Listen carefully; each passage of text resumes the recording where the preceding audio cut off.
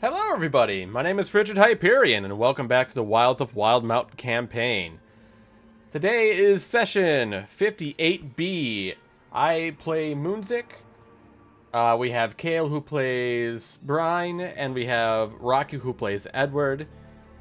And of course, we have our lovely dungeon master, Emily. Do you want to do announcements before I give recap? Sure. Um,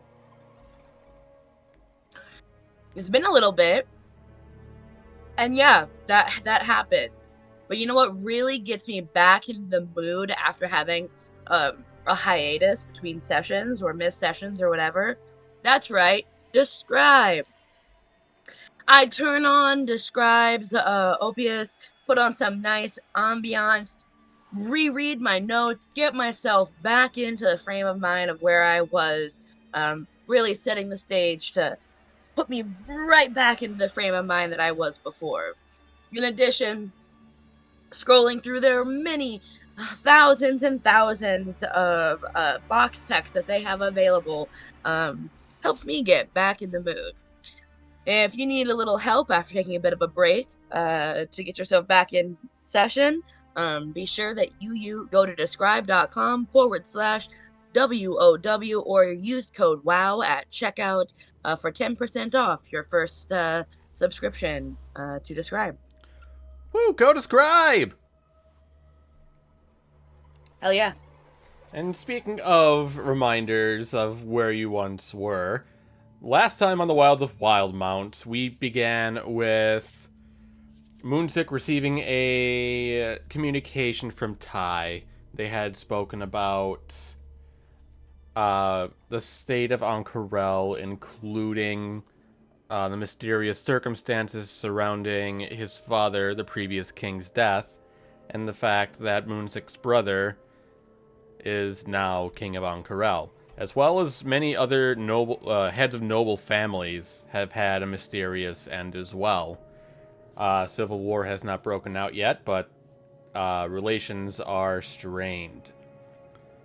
Um, After that, Brine finally got to speak with Ayun, and uh, and in talking with her about her pact with Ukatoa, she would be able to help, and in return, Ayun requested of Brine that she go to Allfield to deal with a piece of her, like the Ayun stones, but different. She requested of her that that particular part of herself be destroyed. The next morning, around the breakfast table at Firewatch Island, with learning her new abilities, Brine was able to discover her new familiar in the little rock sprite Tui, and some other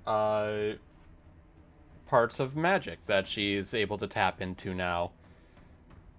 And then her, Moonsick, and Edward all went to the library to research some things. And Brine was able to enchant Moonsick's dagger, Grudge, with the ability to reappear in its owner's hand after being thrown and striking.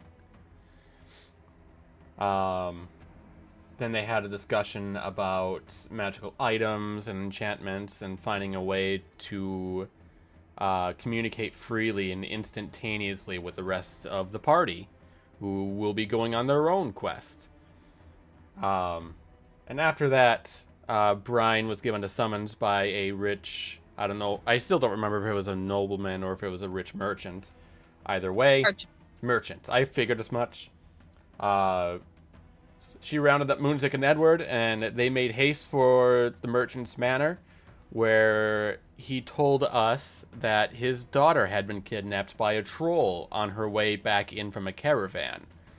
Um, we have just learned the troll's base, if you will, and we are on our way on our three griffins towards this hideout.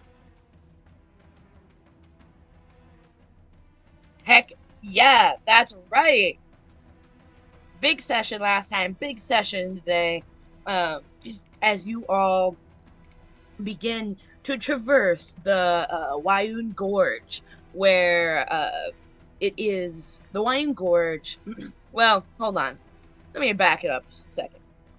You fly with your griffins to the area If I that may, how yeah. long does this take? Because Uh I do remember having asked if I could get a short rest between that last yes, session and this session. you do get a short rest. As it takes several hours to get there, and I will say riding a griffins, you've been spending a lot of your downtime bonding with them, and we've already established that you um, a have a level of competence. You're not like extremely capable, but Mm-hmm. as if you were riding a horse, you eventually get the swing of things. And I would say in that time, you are able to get your short Okay. rests in. Would we be able to get multiple? Because I scale up depending on how many short rests I get. Yeah, that sounds like Brian. So it's a full day's travel by foot.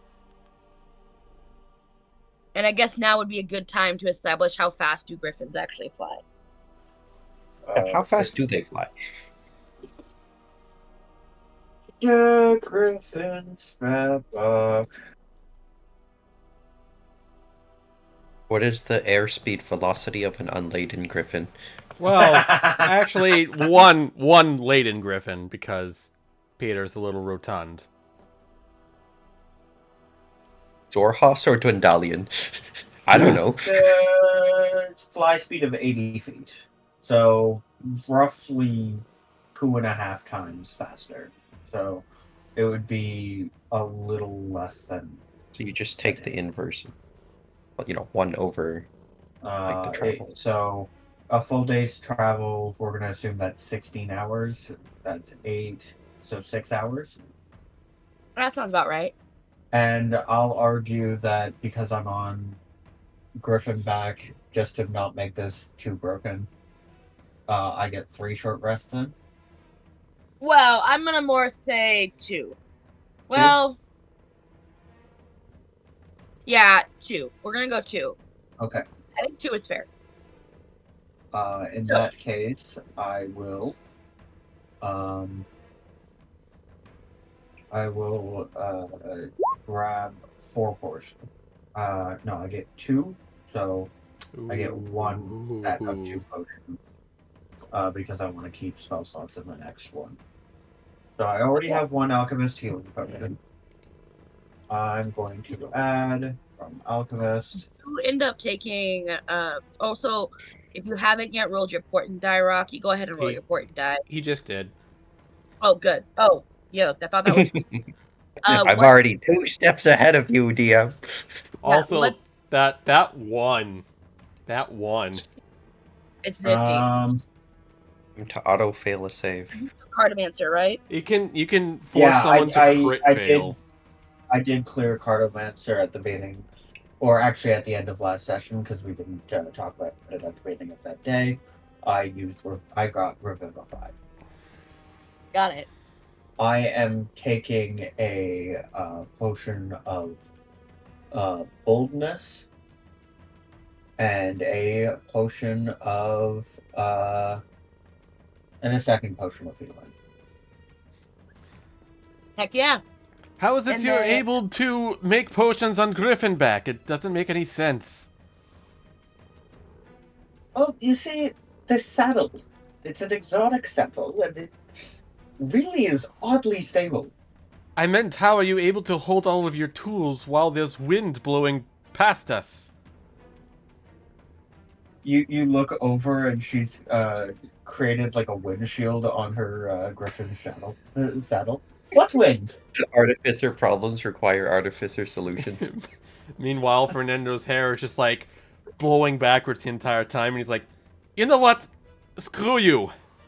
This is ridiculous. I can install you one if you want. I can even give you cool goggles. Although I stole those from the laboratory. I kind of forgot to give them back. Uh, Here, you want them? You want them? I don't.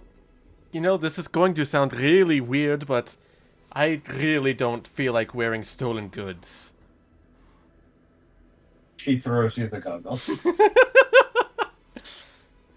He'll strap In the them middle on. of the air. In the middle of the air.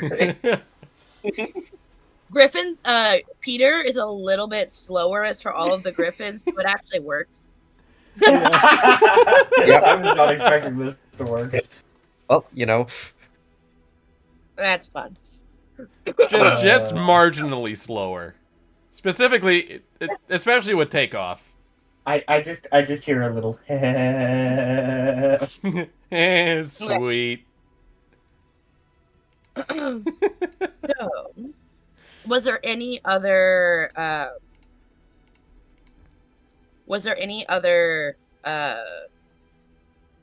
pre setup that you guys want to do? I will say it is important. pre-setup. I mean, that is all the preset that Brian can do. Aside from mage armor, like there is like the setup, and then there's like There's like the setup there's that like the overkill setup. and it's like the pre rolling your dice, doing your stuff. I'm talking about the rolling dice, doing your stuff. Moons, it can't really roll any dice pre-battle or pre. I guess the only thing I would say is like upon like landing in our area is just to make a perception check of the surrounding area, see if he notices anything out of the ordinary. Okay. Oh, so, I have one more pre. God, I have so much pre now. I'm gonna pre. Oh my god. Chewinga Charm. We're doing that? Oh, yeah. Yeah, let me do that real quick. We're doing Chewinga Charms? Okay. Yeah. If we're like going in all in, I'd like to cast Phantom Speed ritually for like the entire party, and then cast Augury. Sorry, ritually cast Augury. There's no point in doing Phantom Speed. Why would you possibly do Phantom Speed? We have Griffins. I think he misclicked. Roll me a D100, please, Kale. And tell me what that is. Yep. Oros Charm. Reminder to everybody at home that we use nerfed versions because it would be Boros kind of Charm broken if it was just 60. all the base versions. Damn, only 9 off.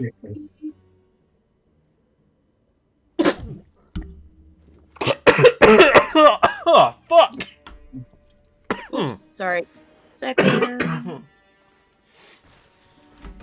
Oh, that went down the wrong pipe. 60. You can cast Druidcraft at will.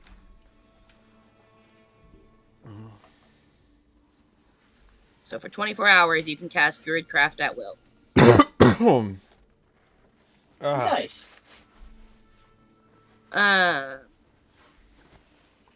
Anything else? Ritually casting Augury. Okay. What is your question? My question currently. My question is that are the trolls going to present a big challenge? Singular. Troll singular. Okay.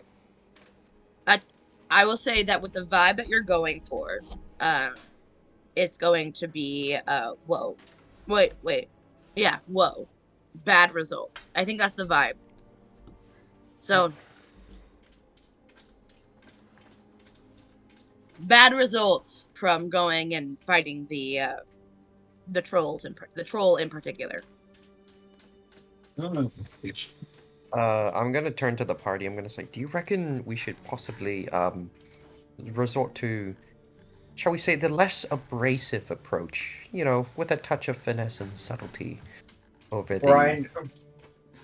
Brian gives a smile that can only be described as a little unhinged and goes, "Don't we always?" I think what he means to say is that instead of going in guns a-blazing, we should probably... What's a gun? You know what a gun is. You've never seen a Right. gun? I'm sure Brian can make them. I can do no such thing. That is an entirely separate field of alchemical research. You would know this too. Can I make a gun? Oh, Lord. Anyway... So, while I'm just going to do a couple of things real quick. As you approach the Wildemount Gorge, this area has this style of like Badlands, if that makes sense. Yeah. And actually, if I do this, I have a mood board. The area in the gorge is arduous, uninviting. Even with the wind from the griffin, the lack of cover in the area breeds a heat that comes from the red rock of the gorge. The scorching sunlight is intermittently broken by practically sideways rain that falls from the clouds that seem to almost appear instantaneously from nowhere, clearing out almost as quickly as they arrive. As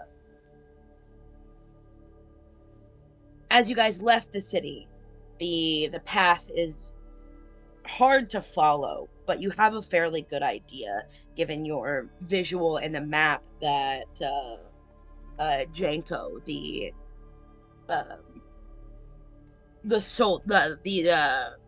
mercenary in Mateo Finch's party. I don't know, search party. After 6 hours of travel through this badland, I would say, given that you were looking out, can you go ahead and roll me a perception check? Yeah. With everyone, or just... No, it was just Moonsick specifically had said that. Okay, never mind. With a 10, it isn't hard to spot, as it's sticking out of the ground. A painted image on a flag, like a torn those flags that they carry. Yep. On horseback. I don't know what it's called, but it's like looks like that.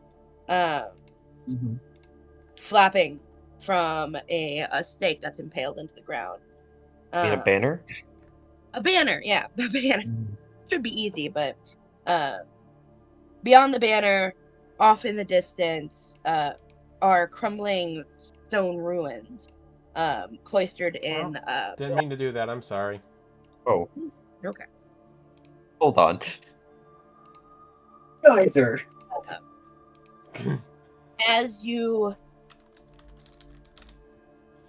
Oh, I guess I should, before I go, do you approach the flag first? Do I recognize the banner? Can I make like a history check or something? Well, you have to definitely get closer. So are you going to land to take a look at this?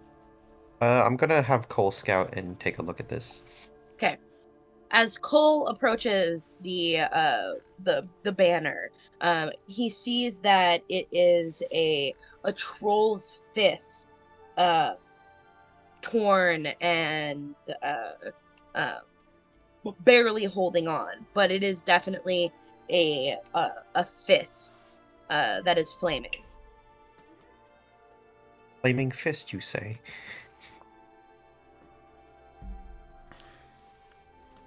As Cole gets down, I think that you're having Cole investigate the area, so I don't think it's hard to find that not far away from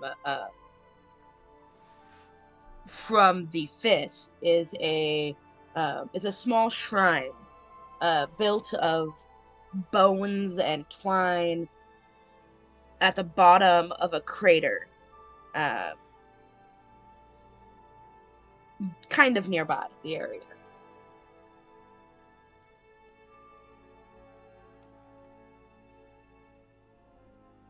Do you go investigate further? That's about all that Yeah, he'd be able sure. to.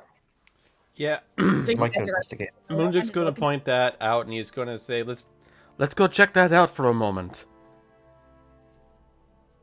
Sure thing. It doesn't help to at least have some sort of bearings on the challenge that stares us down.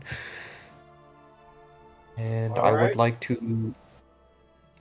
Is there like an investigation or like a history check or something? Yeah. Perception? For this shrine, I can take a couple of things, and you can split it up however you want. I can do a religion check, an investigation check, and a perception check. Make the investigation check. With a Well, 12 with a 12 investigation, as you kind of go into the crater in particular, and to look at the pile of bones, you begin to like look on the outer rung of the crater, and there are some very crude drawings. It's really hard to make out what they are because they're definitely not done with a deft hand, but there are some funky drawings over there. does this shrine look more like an altar than anything? Like something that is tributed and sacrificed upon it rather than just offered? Um, with the shrine, it does appear to be an area where a sacrifice can be made, but it's not so much like an altar. It's a pile of bones that are stacked in a specific way. There's no like you couldn't lay something on top of it. It's not like a table. It's Okay, it's an a effigy. effigy is kind of yes, that's a much better word for it. May I roll religion? Yes. And that leaves me with perception again. Nice. Hell yeah. Hey.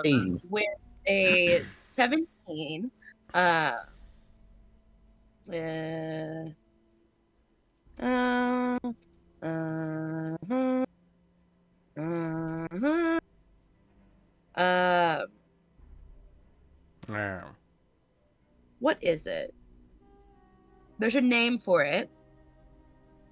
Um,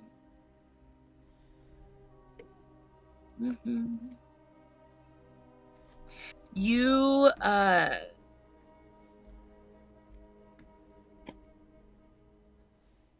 we'll use it because it's good enough. You know from your studies that the style of the way the bones are placed and the chain that is interlaces them all, it is a icon, an effigy for the well-known god Bane, the Strife Emperor. Huh. To give you a little bit more about what Bane is, I know that we're kind of familiar with. Uh, I am extraordinarily familiar yeah. with who So Bane is. in my world, Never so never heard of Bane. I've heard of Gorn. He is associated with like the Forge and war, conquest, tyranny, and is often used in goblinoid plus. I say plus because I'm including other things in this, but you get the vibe of like goblinoid, orc, troll completely makes sense. Like a lot of like were rats in particular, but they're a little bit more sneaky. But like those style of creatures, he is often associated with. But yeah. Neat. That's not a friendly banner. Hey, Moonzik. What do you She's need? gonna pass him the potion of boldness. What's my back, will you? Of course.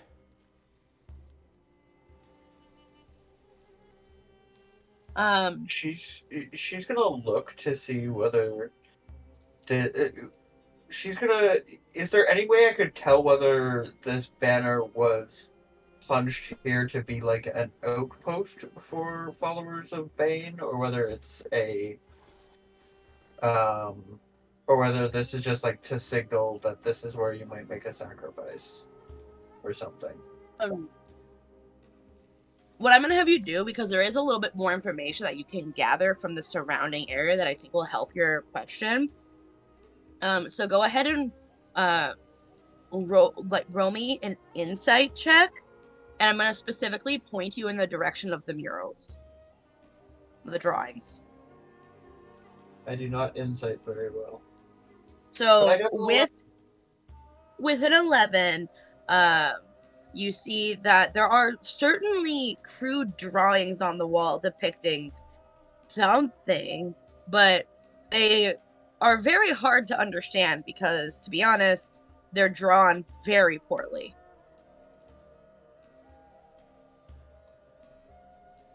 I don't. But it is strange over there.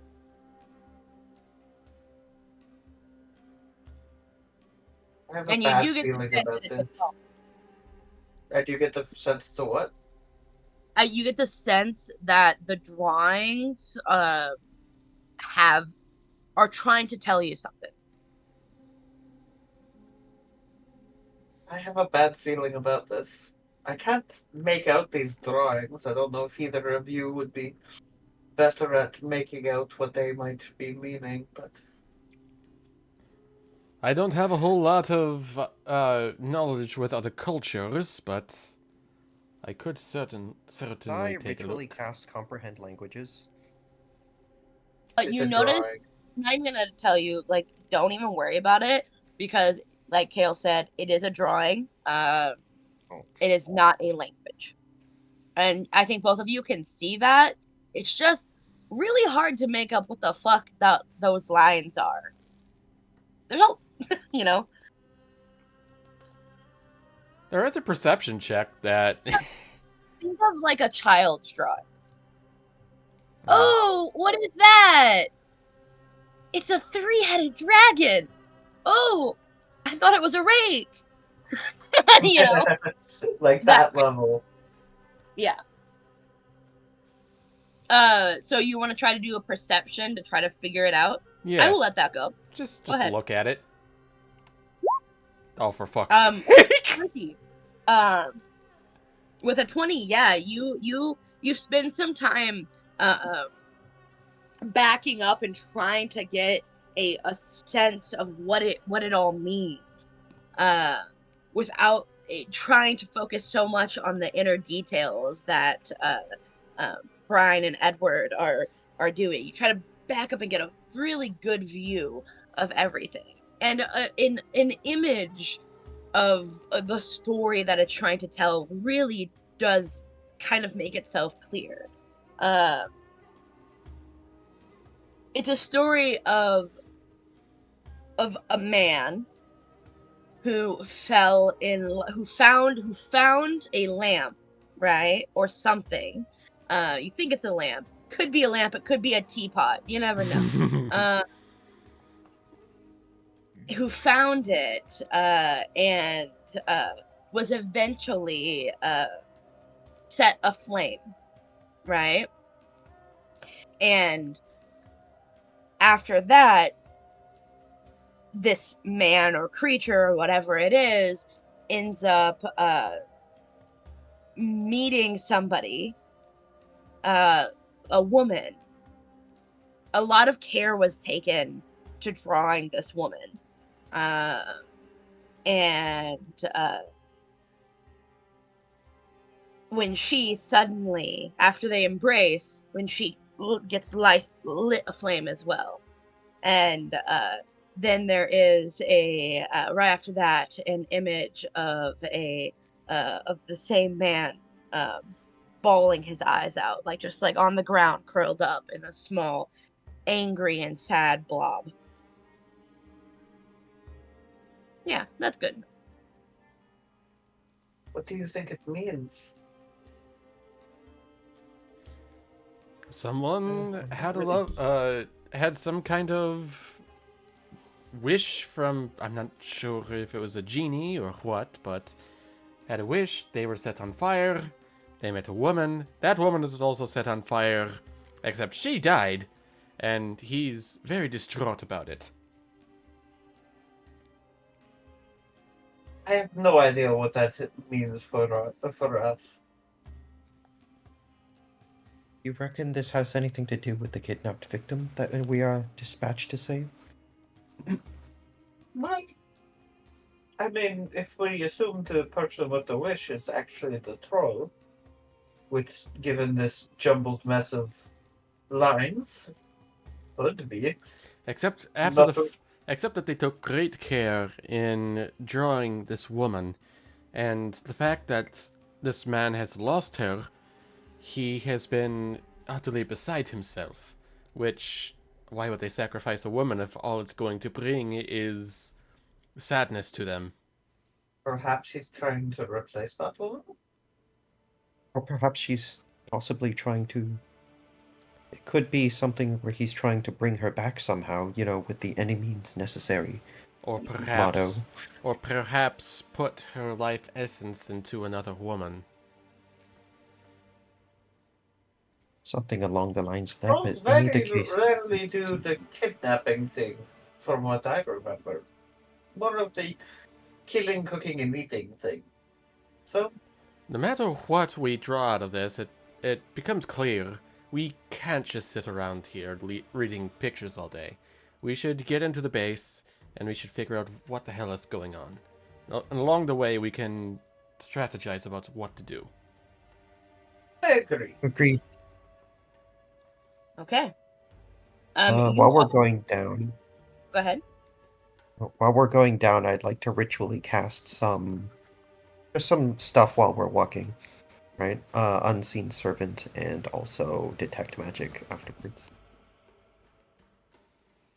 Sure. I don't think we're more than 10 minutes away, are we? Are you walking or flying? If you're flying, no. You're not more than 10 minutes. If you're walking, yeah, you're more than 10 minutes. We're walking, right? I would want to fly. Because I don't Okay, want to be going along a gorge where we could be ambushed. Yeah. Yeah, that's fair. Yeah. Yeah, we can fly. And we need to find a safe place to let our griffins rest as well, where they won't be ambushed or taken. Yep. Okay. So you guys continue to approach the ruins in the back. Yes? Yes. By the way, I love the Minecraft picture of that. Yeah. I know. I thought it was funny. Yeah. So, you all make your way towards the citadel. This citadel has largely been reduced to its foundation. Only a few little standing towers and pillars remain. Presumably at half its former height. And the citadel's walls rise only a few feet off the ground, which is littered with rubble.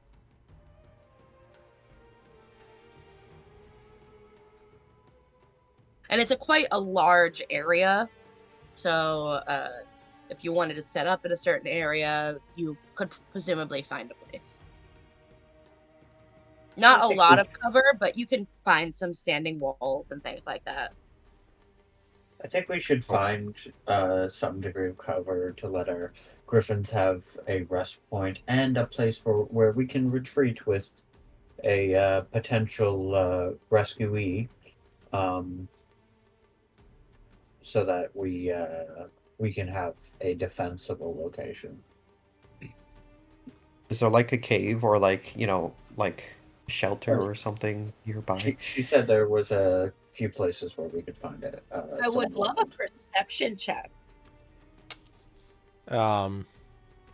Yeah, I'll get on Ask that. and you shall receive. Never mind. Okay, with a Okay, 16, well, a few things you notice. On the outer edge of the ruins, there is a semi intact, what probably was previously a house or a building of some sort, rather small, like 20 by 20. But it has most of its walls still standing. The ceiling has fully collapsed in. But there is a part in the walls that kind of goes down just a little bit that you can kind of climb up over pretty easily, um, to be in a semi-enclosed area. Uh, Enough that if you kind of duck down, nothing on the other side will see you. And your griffins can comfortably rest in what little shade that the walls provide. seems like an ideal spot. Um, I did. I'm just gonna give you a couple of things because you rolled well and you were exploring the area. Uh, there is nearby a large pile of like foul-smelling like scat. Uh, Nearby, and right nearby that is a trap door into the earth. It's kind of partially concealed by a large stone, uh, and as you kind of approach, it's unlocked. Also, because you got a 16, good job, by the way. Near the far perimeter of the outer ruins is a hole in the ground, uh, opening into a narrow tunnel, big enough for only one medium or smaller creature to kind of crawl through at a time. uh, and there is a entrance to kind of give you a vibe more like this, to a prominent staircase that goes into the ground like 20 or so feet, towards a set of reinforced oak double doors.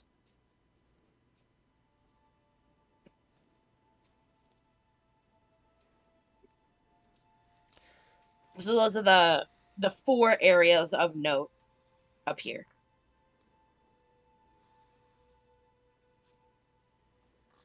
Okay, I'm kind of curious about the trapdoor. Uh, so you're gonna claw through it, or are you guys gonna take like whatever you want to do? uh, Necessary precautions, mage hand, have it open, and then pat around for traps, also, like investigate or search for setting traps. down with our griffins, what time of day is it currently? It's getting a little bit. You guys left. By the time you got there, it's evening time. The sun is still high enough in the sky, but in a few hours will begin to set. Right. If anything, we could If afford some time to explore a little bit. If anything, I would prefer to go about that citadel in darkness. We could stealth our way through, collect our That's not as awful. We could rescue the person we're supposed oh, to yeah, rescue, that's right. and then we can make our way out as stealthily as possible. So what's the say? Do we wait for nightfall? At least I'm close to concerned. it. I'm concerned. I did grab Revivify, but that only works within a few minutes. From what I know about trolls, they don't keep prisoners for long if they keep them at all. Do we really have much more time? Fair enough. I agree I don't want to go guns a blazing, but If we sneak in now, even under the light, we could still be rather stealthy in the ruins themselves. Very true, especially since the evening sun likes to create long shadows. I say we go in now.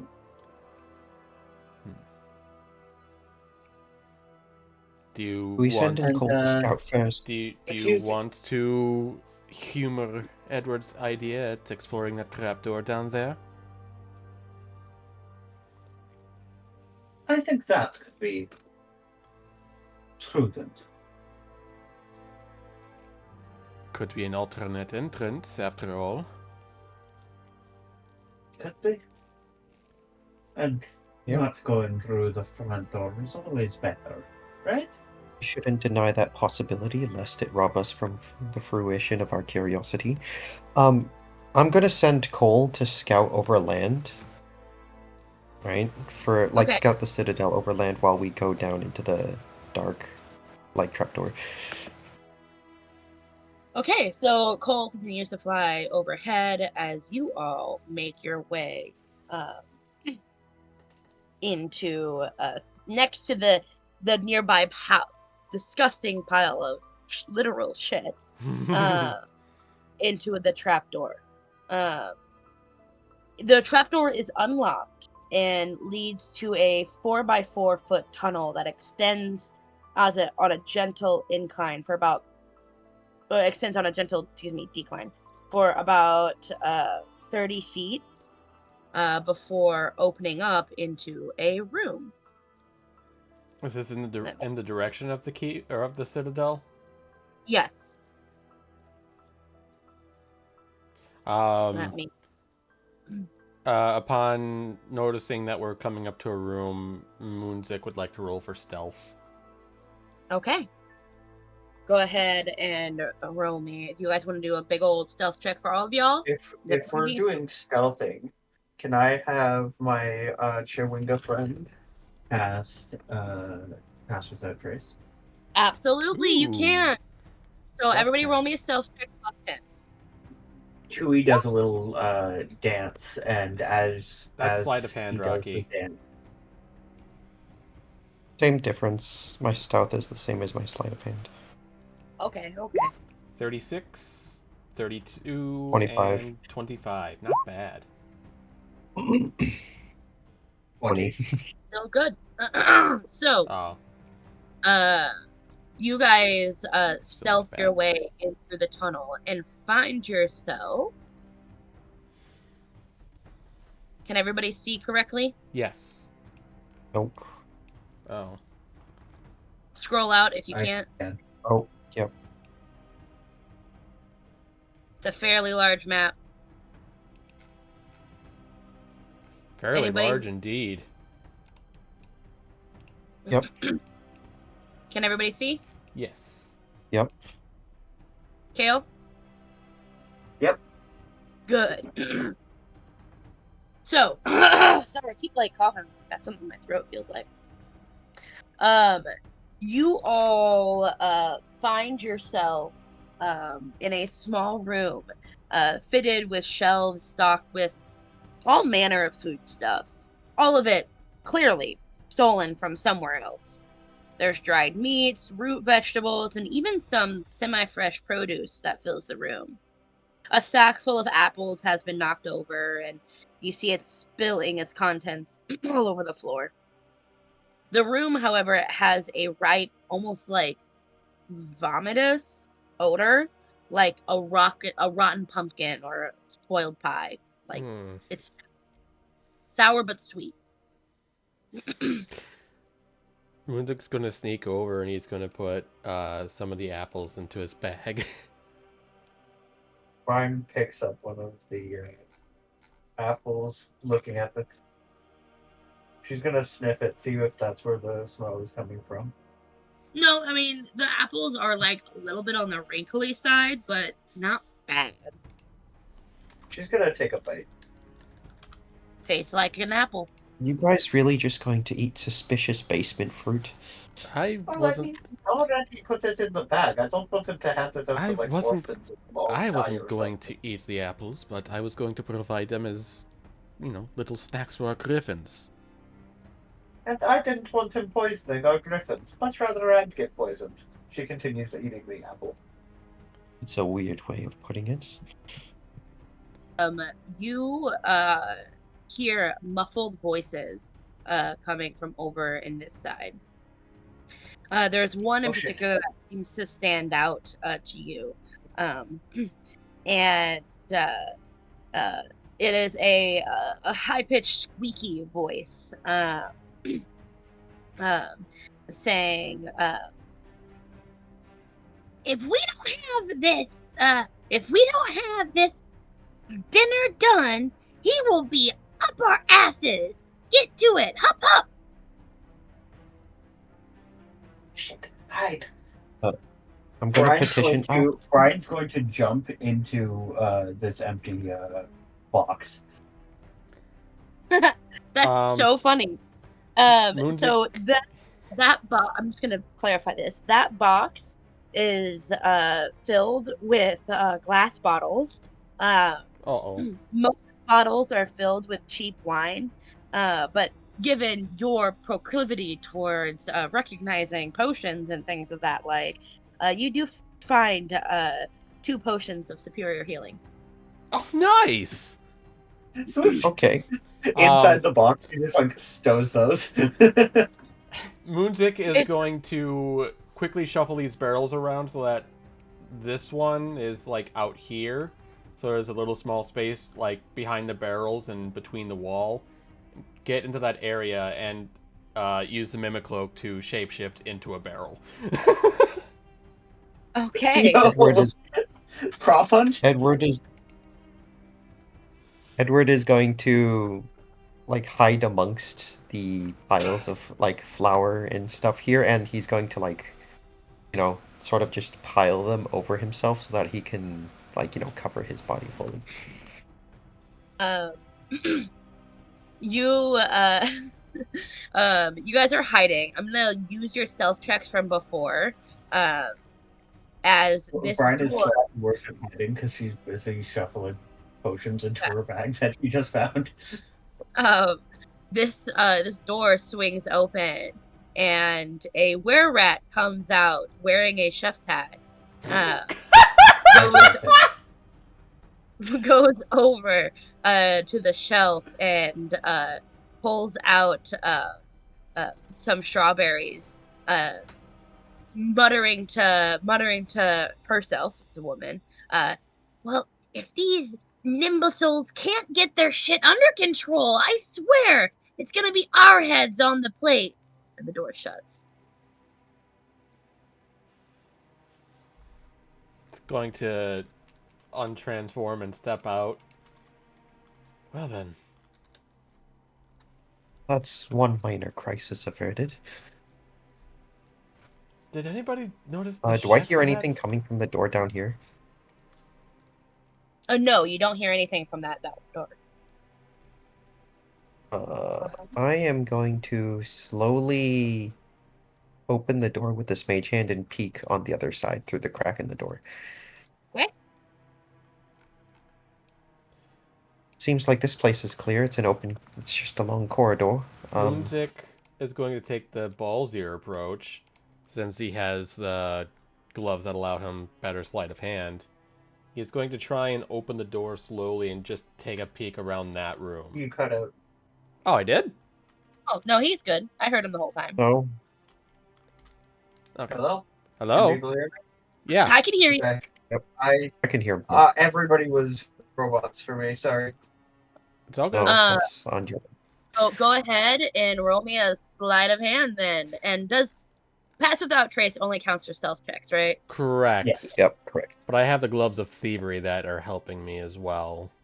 And that's a +5. All right. Do you accept a 31? I do accept a 31. You open the door and peek inside. As you do, you are greeted with like directly in front of you is a half butchered carcass of a pig laid across a large wooden preparation table. Down to the south there is a hearth that's burning, its smoke venting through the chimney that must lead somewhere to the surface. There are a couple of places along the walls, shelving and the like, but nothing seriously of note. However, you do see four were rats in this room. Uh, one of them wears that drooping chef hat from before, uh, who uh, who had previously walked into the room. Everyone else is running around, carving the pig, chopping vegetables, tending the fire in preparation for the next meal. How close does a meal seem to being done? You probably have a good hour, given how inefficient they seem to be moving about. It's gonna Can gently. I do something chaotic? That's up to you. No, please. We've been sneaking around. This is cool. Let's sneak around some more. Can I can I at least hear you out before we make a decision? Fair. Okay. How would you feel if I took like a random piece of like whatever, right, and then catapulted it into the rat No. with the chef hat, and then No. cast minor illusion to then have a voice whisper in the rat's voice, I'm sick of this tired nonsense that you put us through, with a minor illusion, like Oh. to make it sound like one of the rats said that after throwing a random object onto the were-rat with the chef hat. Fuck. Would that be a good Ooh. idea, or would that not It be a would- good It's idea? a terrible idea. It's a I Would love it be it. funny? it's a terrible idea. It could potentially slow down the preparation of the meal. You would have to hide again though, because it is possible that one or more of them could storm out in frustration. Catapult is just somatic, so there's no verbal component. No, for I meant casting that catapult. like they're going to pass by us out of frustration from having that argument. True, but it would be really funny. It doesn't have to be that we attack, though.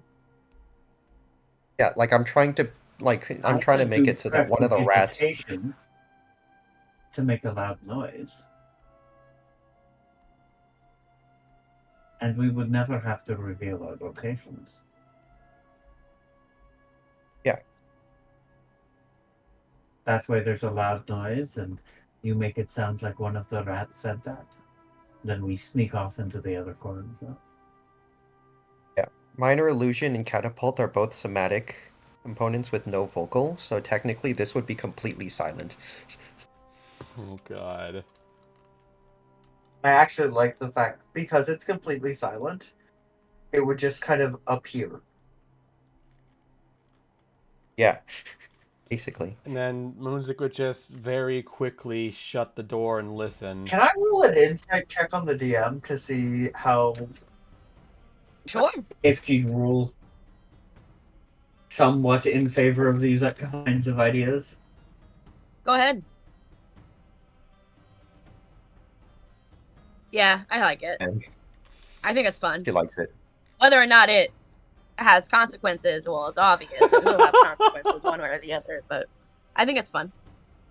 Man, I don't like facing the consequences of my actions. But at the same time, I think this would be really funny. I'm honestly in because we might be able to sneak out of this.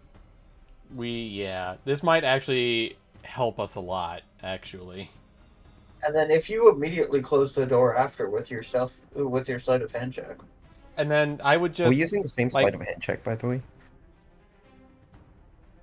could potentially, but Let's do this. Let's do it. alright. Alright, And then- I'm going to cast Catapult, targeting this random mug or tankard or whatever this is. It's going to fly straight into the back of the head, and then right after, I'm going to follow up with a minor illusion in the exact rat's voice, like, you know, the were-rat's voice in the back. I'm tired of our stupid boss subjecting us to these menial chores. I demand we get a pay raise, and we unionize. And then, Yeah, immediately I'm gonna hide. Yeah, Moonsig's gonna close the door and keep an ear. We go this way. We go into the door. Into this. Come on. Oh, yeah. Let's go. As you do, you hear, who said that? Oh, I swear to God, I'm gonna kill one of you all. One I of you swear, all! it wasn't me. It wasn't me. But you've been causing trouble from day one.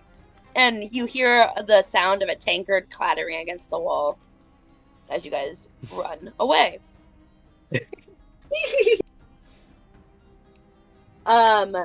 So you begin to make your way down, coming across a unlocked door.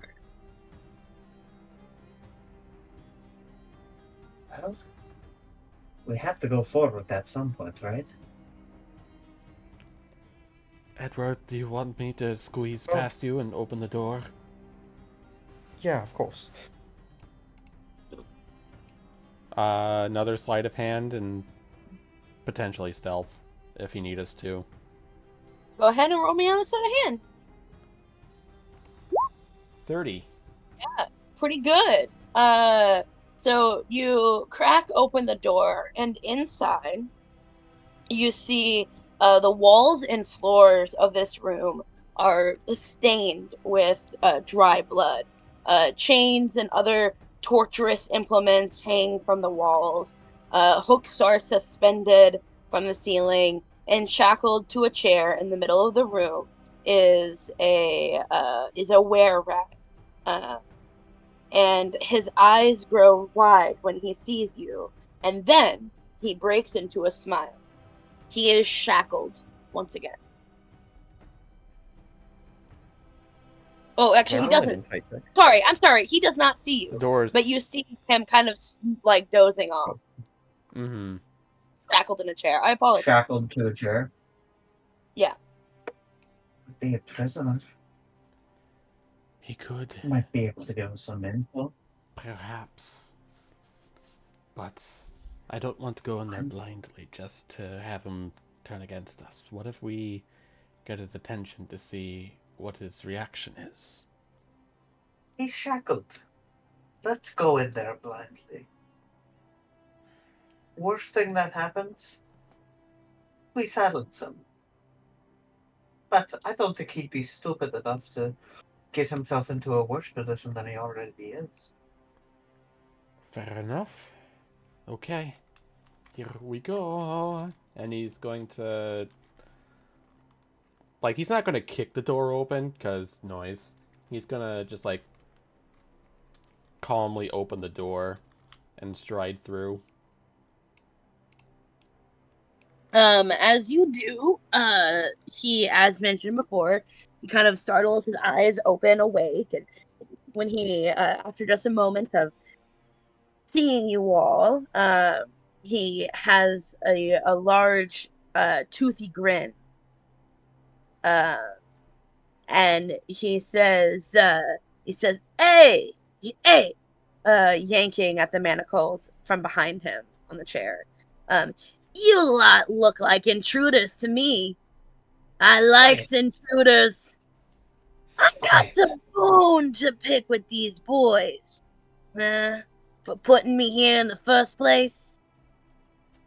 Are you talking about the kitchen staff behind us, or... Well, they're certainly a part of it. How about this?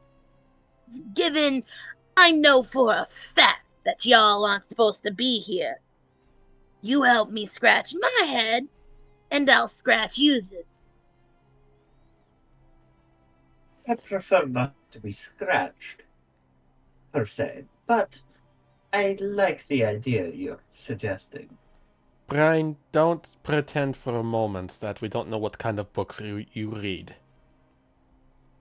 Can I make What? an insight check? Yeah, go ahead. Brian is genuinely confused. Can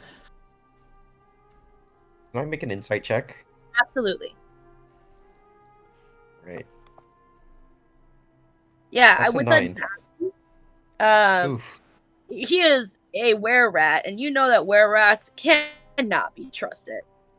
Then again, he is the one shackled to the chair.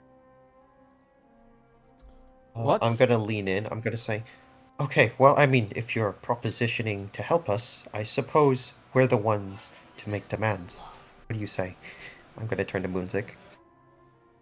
No, Brian I'm gonna has say, already happily trotted up. I like the idea of a deal. I like deals, especially with anyone in peculiar circumstances. You wouldn't happen to have a detailed knowledge of the layout of this place, would you? Oh, Knowledge of a certain girl? you definitely have come to the right rat. He says, eagerly, like yanking on his manacles. You just unties me here, and I'll let you know everything. no, Or you tell us everything first, and we'll consider whether or not we untie you. Roll me a persuasion check. Somebody can at advantage because you seem to be in the whole party is helping. yeah. Whoever has the highest You said persuasion, which I somebody have can. me. If that, I have a if plus that's 8. So seriously, but yeah. you have a plus 8. It's Yeah, yours. do it. Hey, Do it. at advantage? Not really. Okay, 16. Well, what you say to him? You can't really be making the demands here. We would like to know the layout first, and then we can talk more details after that.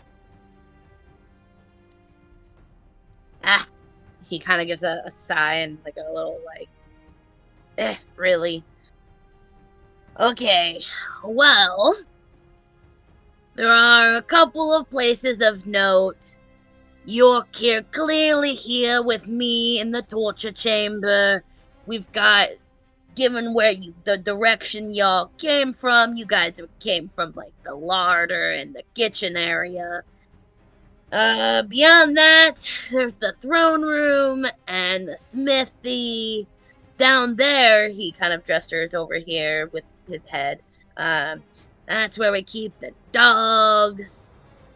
Down a little bit farther, there's a couple of rooms. There's where we all sleep, the treasure room, and of course the boss's quarters. All in all, probably about 11 rooms in this place. I'm surprised there are that many here, given the state of the The citadel dogs. we saw. The dogs. How well are they trained? Well, I mean, they don't attack us unless told to, of course. It's happened a few times. Would they listen to They're you? pretty good. They're pretty good beasts. Yeah, good Would- enough, but really, the chef, Gleet, yeah, she's the one who really has them under control. Ah, I think she's got the keys to their collars. Ah, of course. interesting.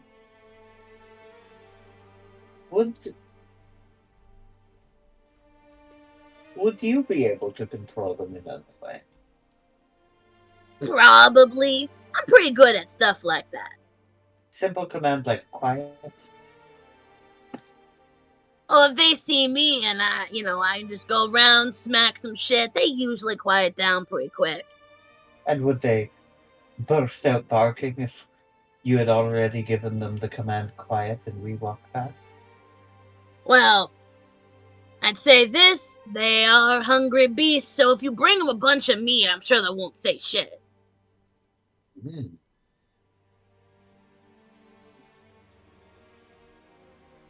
Hmm. Thank you. Untie me now? One last question. You'll like this one, I'm sure. Who do you want to get revenge on? Who's our The Fang target? Gang. The fucking Fang Gang. Those boys, they have been nothing but absolute assholes to me. Pushing me around for ages. Always acting like they better than me. picking on old Zaz. The last straw was about cheese. All things! Can you even believe it? Cheese! I told them, sharp cheddar's the way to go. But nah, they left me rotting over here over some moldy Gouda nonsense. Bunch of jokers, the lot. And I'm sick of it. I'm sick of being the butt of their jokes. I'm sick of getting kicked around like trash. See, I've been plotting for a while now, looking for my chance to bring them down from inside. Nothing gets under my skin like these rats acting like they're kings. I say, it's time to get what's coming to them. All right. Brian is, I believe I have. Da-da-da. Checking my spell list because I had a bunch of shit.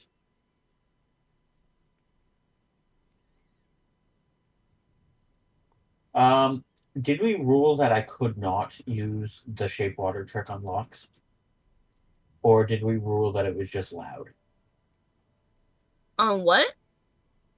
The shape water trick, where you He put wants to water freeze the into water into the a lock to lock, break it, and then you and then freeze You one of the unfreeze it. blades. You literally have a rogue in your party? No.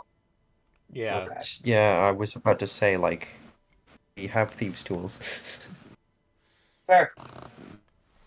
All right. If we're in agreement on this, then you can help us, and we can help you as well. You did say that the chef controls the dog. A piece of information you might want to know. We did just cause a little bit of chaos in the kitchen. There may be a My, few of if them it who isn't the are already consequences at of each our other's. action. There Rocky. may be a few of them who are already at each other's throats. If you wanted to cause some more chaos. Can you say that one more time? I'm so sorry. Rocky interrupted and I was trying to piece the pieces together. We've already caused a little bit of commotion in the kitchen. They may already be at each other's throats. If you wanted to cause some more chaos while we grab some of that meat. Well, you know what I was thinking? I've been thinking about it for a while now. Of course, it's all part of my big plan, you see. There's a storage room not too far away. Right? Just across from the dogs. You see. In there, I know there's some black powder charges. Mm-hmm. He looks at you all with that same toothy grin. And now that like you're like up closer to him, you see that a couple of his teeth have been fairly recently knocked out. And it is not a pleasant sight. He also smells very bad. Uh, see, I was thinking that we set those black powder charges around the place in a couple key locations, and the whole place comes tumbling down. Nobody be left. We have to get to somebody else. But if you're okay with that amendment to the plan, that sounds wonderful. Are you talking about the woman? Yeah. Oh She's yeah, the reason we're here. she's probably in the smithies right now. Poor sod. Alright. I think if we can make that one amendment to your plan, the first step has to be to go grab that jerky. Keep the dogs nice and quiet. All right. I think that all of this together, we place those charges around the room, cause we can, what's the word? Coordinate their explosions to time it after you get Miss Isla out. How do you know her name? Oh, ha. Oh, Mug talks about Isla all the time. I even heard he writes poetry about it. Interesting. Well, in that case, I think we've made a new friend. What should we call you? You can call me Zach. I'm Brian. Nice to meet you, Zach. Zaz. With a Zaz. Z. With another Z. I apologize. Zaz.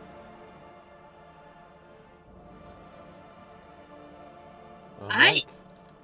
Here we go. And do you want me to make a check, or is it just pop off? Well, actually, he kind of he says, don't you worry about that. Just over there, right beyond my reach, is a pair of keys that are unlocked. And he Huh. points to the wall. I suppose so. Click. Is it with all the guards leaving keys randomly out in the open?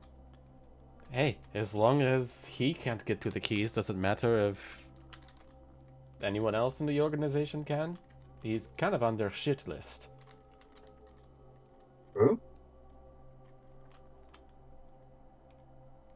Still bad security. Of course, of course. And I'm also going to turn to Zaz. I'm going to say, also, please try to be prudent around us and don't do anything weird, suspicious, stupid, or funny. I mean, these two may be a little bit trusting, but I'm not exactly there yet. Are you kidding me? The entire party is weird, dubious, suspicious, and funny.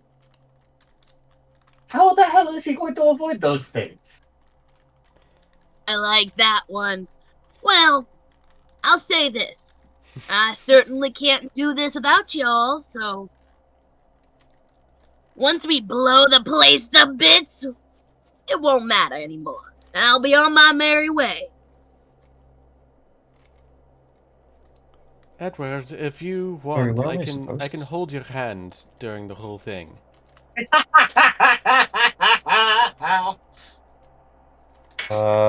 He's gonna feel the palm of a mage hand clutch his hand. A little scared? Are you a little scaredy cat? Edward is just gonna roll his eyes. Which reminds me, Edward, have you heard anything back from Cole? That's a good question. What do I hear back from Cole? We'll say. So Cole's just looking about. Do you like war again, or just like communicate telepathically, or what? Telepathically. Okay.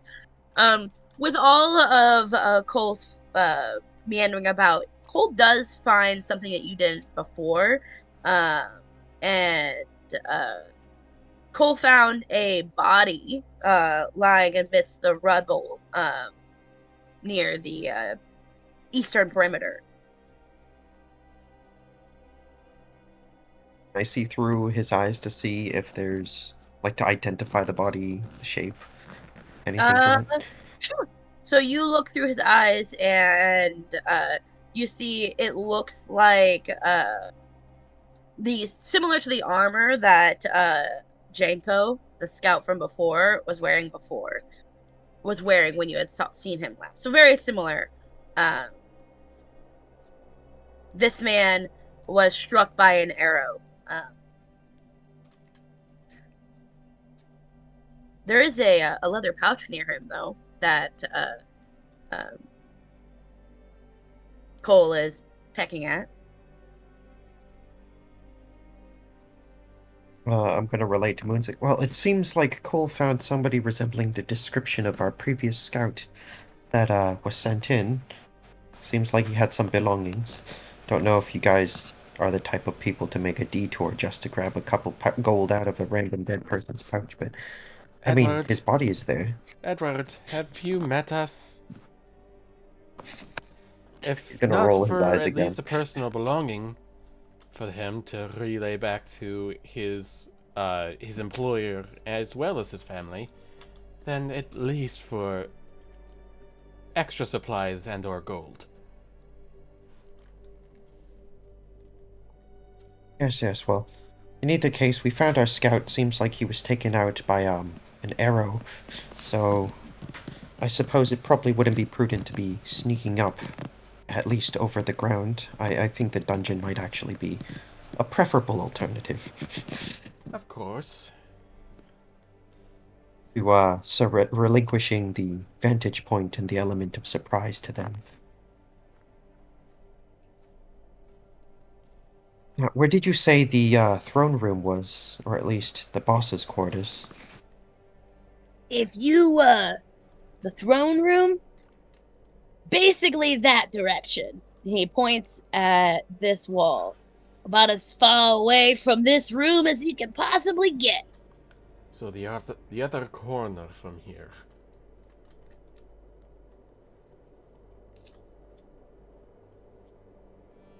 Not too tough to get over there, but you'd have to get through a whole lot of. There's a lot of us in here, you know. How, Like 20 or so. that is quite a few. Like 25. How, Maybe like 30. I don't know. oh, that is a significant amount. How tight is security during evening and nighttime? Well, most of the Fang gang is hanging out in the quarters about, well, what time is it? Apparently, I've two minds, so I know the exact time. Text the watch. Oh, okay. late enough. What time is it? We have a weirding watch. What time is it? Oh yeah. I have keen mind. I know the exact time until the next sunset, and then I can just cross-reference that time with the current time. It's the evening, so, well, probably the majority of them are in the, the cruise quarters.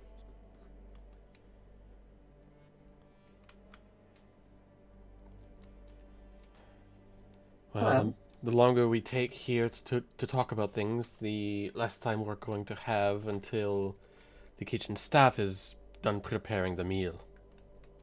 We need that jerky now. Let's go grab it. Let's go.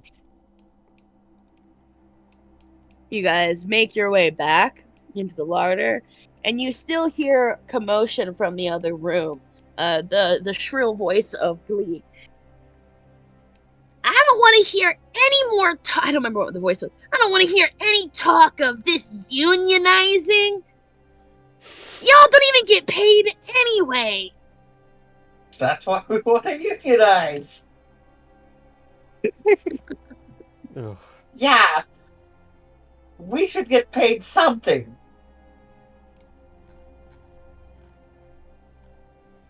But you guys make your way and grab the ample amounts of dried meat from the larder and make your way back down, I presume. Hey ho, we will not be paid in snow.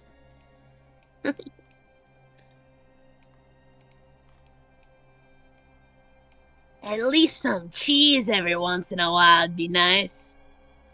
You know, a little token What of if we gave him Buddha instead of sharp corner?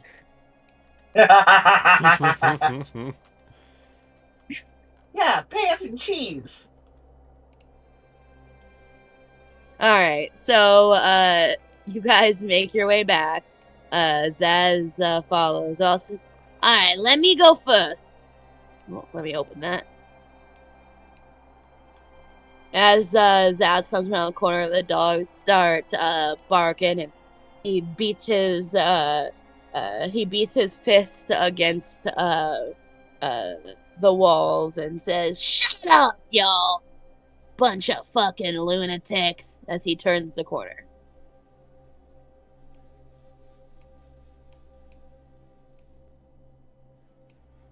The dogs start screaming. We as toss you begin them pieces of jerky. Okay. As you continue, they calm down, start fighting over the jerky. We make You see sure that there's plenty of them to plenty of it to fight over. Yeah.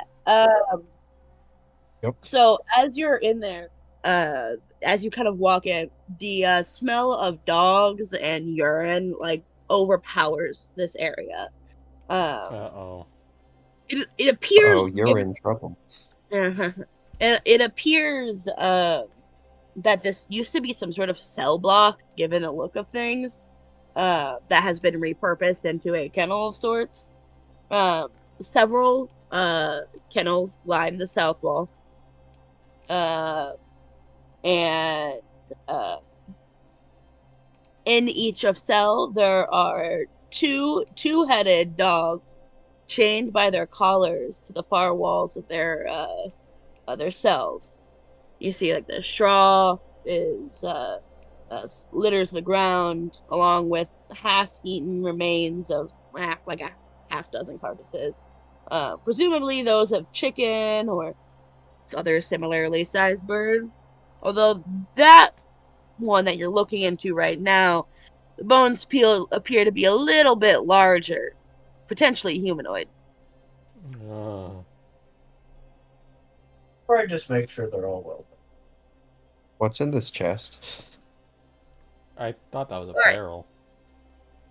so you're in the storage room. The storage room, small, dank, filled with crates and shit. Uh, Against the far wall are three crates that have conspicuous X's slapped across their sides in red paint. Uh, and Zaz points to them and says, "Enough charges are probably in there." Brian is going to But scoop you up want the to cut it for me. barrels What? into her bag of holding. The full barrels, you don't open them. You know what? Yeah, I'll open and look inside. All right, so uh you open up the barrels, and each of them marked with red X's, nailed shut.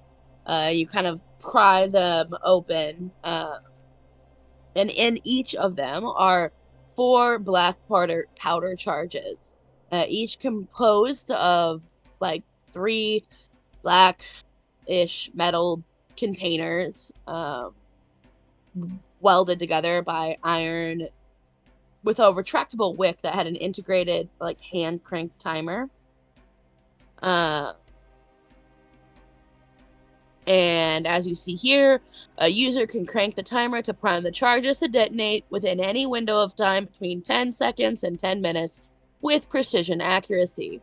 Once lit, the charges detonate after the designated time, creating a 60-foot blast radius. The creatures within the blast radius must make a successful DC 30 saving throw, taking 66 damage on a failed save or half as much on a successful one. This damage is doubled against objects and structures. 66 damage. Powerful shit. These things could really hurt somebody. You aren't Ain't kidding. that the whole point? True. You aren't kidding. I'll make sure this entire stock is in my bag of holding. That way, we have easy access to it, and we're not lugging around so much. I mean, sounds good to me. I didn't want to carry them. So all 12 of them are now in my bag of holding.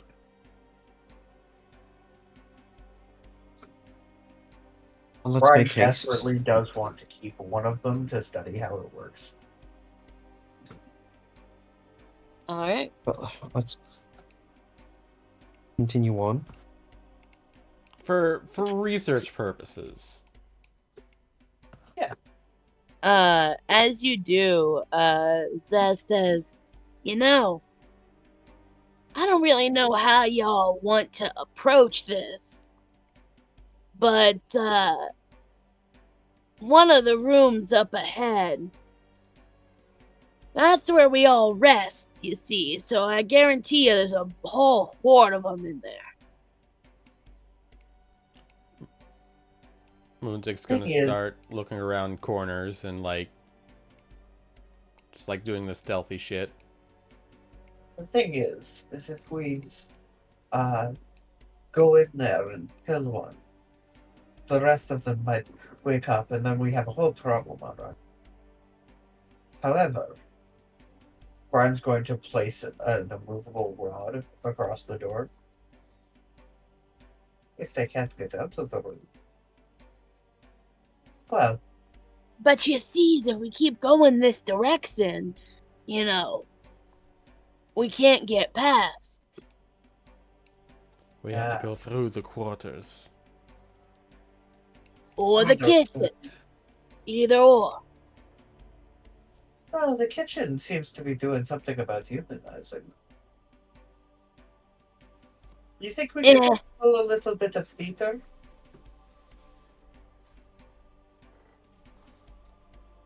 I don't know. How gullible are your friends? I mean, most of them are pretty drunk half the time.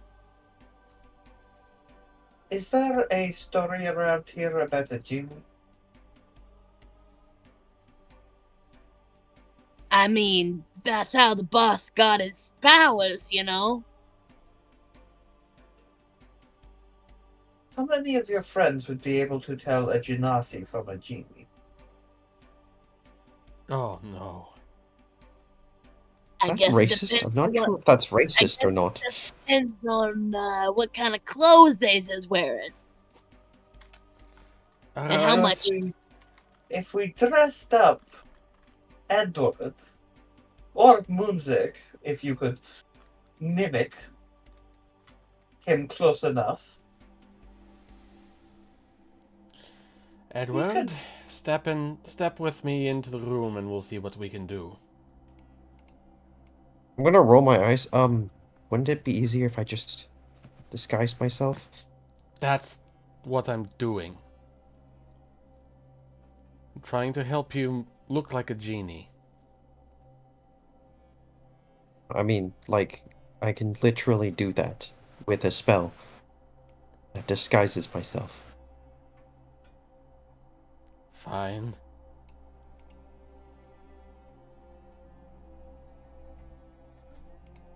Take away my artisan craftsmanship, why don't you? As we're discussing I don't this, see why you can't use that on yourself. I want to be walking back towards the kitchen. What if we convince them that a genie had heard their plea for better working, Oh my and that he was on their side? You think it could work? I do think that they're pretty gullible. I mean, Gouda, of all things. I mean, now's not the time for such conversations, but I prefer Swiss myself. Nothing beats it like good old sharp cheddar. I like brie. That's because But the I first. agree. That's because the Cheddar, first. cheddar is pretty awesome. And yes, it is exactly what you think.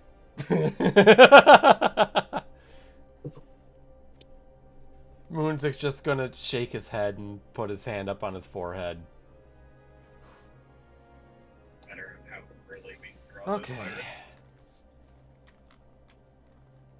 Are you ready for your performance, Edward? Edward is... Well, I suppose. Genie me up. 1 second here. Are you actually asking me to help you with this, or are you just going to use your fancy schmancy A spell? 6. I don't know what that means. So as you walk... Welcome, fleshy mortal. Hold on. So as you walk back into the torture chamber, there are some ghostly voices that start singing. You hear them say, like, soon may the Wellerman come to bring one day when the tonguing is done, we'll take our leave and go. You just kind of hear it faintly in the background. I didn't pin these rats down for being the shanty singing type. That's just the ghosts of this place. They happen all the time. Do they harm people? No. Have Alright. they ever harmed anybody I mean- that you know of? Brian just shrugs and continues on. Yeah. They do. Sometimes. It's mostly with how you interact with them, you know? Oh, goody. 600 men.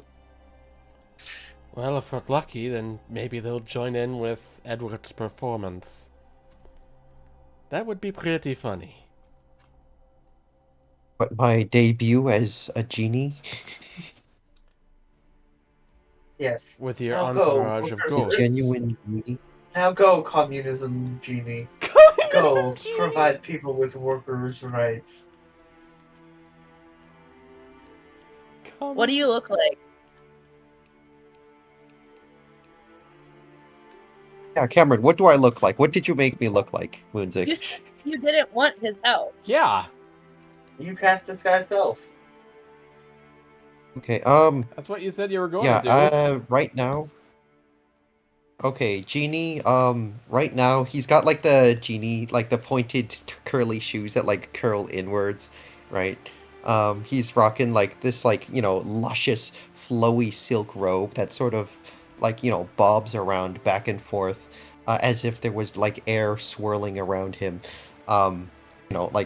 Pushing, like a invisible force or, magical power swirling around him that makes his robes and his hair flow back and forth in the wind. You have like these arcane lines that are running across his skin, back and forth, up and down from his head and arms, kind of looking like arcane tattoos, right? And you can see sort of like the glow in his eyes sort of get amplified a little bit. You can see his skin almost sort of like shining, almost radiant, as he just looks more mystical and magical, right, on that front, as if he's just emanating magic and also 3 wishes to be granted in some weird Faustian fashion. Alright. So you walk back into the So, larder? let's go help them unionize. As you walk back into the larder, you see an apparition back through here, of a haggard prisoner of sorts.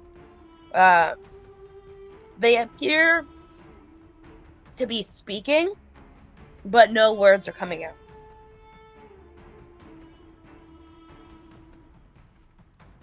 I can't read lips, right, because I don't have observant. Is there like an insight check or something that I can make an attempt to like understand what he's trying to get at, even if I can't understand his words? You can try. Okay, I think I will scry. You can do a role play. Oh, okay, I'll do that then. It's really hard to figure out what he's saying. He doesn't seem particularly menacing. I'm going to shrug my shoulders and scratch my head, and I'm going to say back, if you're trying to say something, I can't exactly make any sense of it. I need to be able to hear you to make these 3 wishes. He seems to be talking much more animatedly. Big hands, like excited. I mean, if you're trying to tell me something, is this going to be like a game of 20 questions? You can nod or shake your head. He emphatically nods his head. Okay, does this have something to do with your death? Yes. Does it have to do with this location in which you died at? Yes. I see. Does it have to do with a specific figure, someone, perhaps a were-rat or a resident currently in this location? No.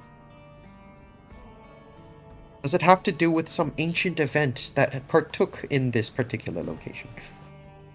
Yes. Is this place cursed or haunted by some souls trying to seek ingress into the afterlife? Count. Yes. And, well, come on, guys, help me out here. Do you want us to free you somehow? He nods yes, and he begins to fade just a little bit. And Edward, you gain advantage on your next 2 weapon attacks. Oh, weapon attacks. Weapon attacks. As the creature fades See. out of existence. I see. Seems like we're in a prime hunting ground for paranormal activities. I don't know what to make of it, and I don't think these were-rats are, well, related in any way, but no one here can speak with it. It's so inconvenient when we can't talk to dead people. Speaking of dead people, I wonder how that chef is doing. I can't speak with dead. Finding out if it's on my spell list. He's also faded at this point. Yeah. Yeah, I know, but I'm checking if it's on my spell list. Speak with Dead is a 3rd level spell, yes? Correct. You know, funny I thing. do I not think know I what once that saw. I think I once saw a play called Paranormal Activity. It was terrible. Paranatural activity. Paranormal Activity. Oh. Okay. Anyway. Now go in and now go in and spread your... What was the term you coined just now, Brian? Communism? Go in and spread communism amongst those were-rats and try and get them to start a fight with the cook. Okay. Just to turn up the flare, I'm gonna cast Produce Flame on my hands and make little fireballs and wisps appear before my fingers. Right? And then I'm just going to cast Prestidigitation, right? To make a shower of sparks puff out from basically my entire body and smoke. And then you can see a little bit of smoke start to seep under the door before I kick open the door. Ooh, And find myself before they're were-rat in all of my blazing genie glory. Important question. What is the scent that surrounds you?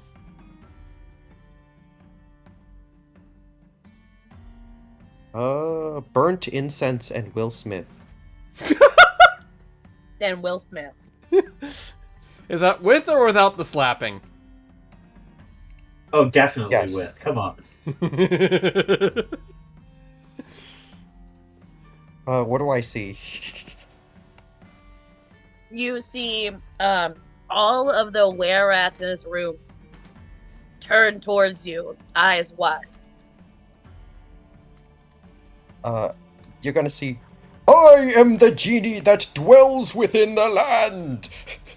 I have come here to bestow 3 wishes to thee, lest your hearts open up and pour open your desires. All right, roll me a performance check with advantage because of your costume. Oh, okay. Why did we have Edward do this? Because you were the one that asked if a genasi is different from a genie. 9. I think. Yep. Are you sticking with that? You do have portent dice. I can't use portent dice in response to something. I can only use a portent dice. So I can only pump this with hero points, or I can... No, yeah, I can only pump Silvery this with hero barbs? points. No, that's I for will attacks. say, I Silvery think that, Bobs only works on this. hold on. In this case, your intention was to come here. It wasn't something that you responded to. You were intending to come here and perform this. So this is a very self-led thing, not a reaction, in my opinion. So if you want to use important dice, you totally can. I would love to use important dice. I'm gonna force it to turn into a 17. Okay. You see the nearest one to you. He falls to his knees and says, "Oh, Mr. Genie, what is someone like you doing here?" Everybody else is like, "What the fuck?" Brian is listening intensely at the door. Same with She's gonna Moose. whisper through. It is Come, child, for I have been strewn across the land for people to open up their hearts and desires to pour onto wishes, for none shall bring me more joy than that of being able to spread the power and magic of the majesty of my genie powers across the land. To revel in my presence in itself brings me no greater happiness, and in exchange for that token, I shall bestow upon thee a token of materialistic gratitude. And you can see as he says gratitude, he's gonna puff his hands up, and then more smoke and sparks are gonna come out of the air. They are awed. Everybody in the room is awed by this. You see from the chef from before takes off her hat.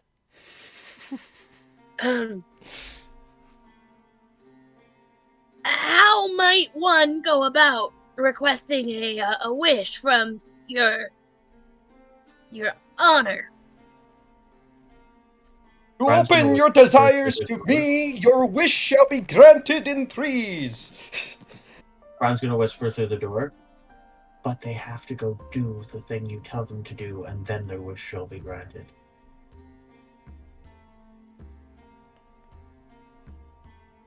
And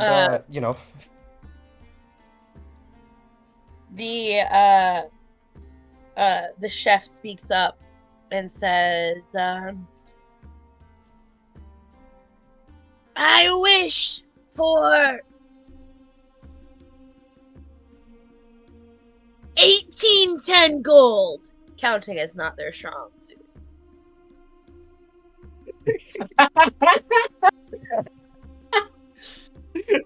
18. Did he say 1810? Yes. 180? 1810. 1810. The number 1810. Not 1,810. No. 1810. Whatever that number means. I read it as 1810 times. I read it as 1,810. I could be wrong. But 18 times 10 is also a valid amount. I'm going to cast Prestidigitation, and I'm going to make an illusory trinket of a single gold coin with the thing stamped on it saying 1810. like literally, not the number, the words 1810 on it. And I'm going to toss him the coin that way. One wish down, two wishes to be crowned. The chef says, the one nearest to you says, he kind of crawls forward and says, "Oh, Your Honor, I wish to start a union."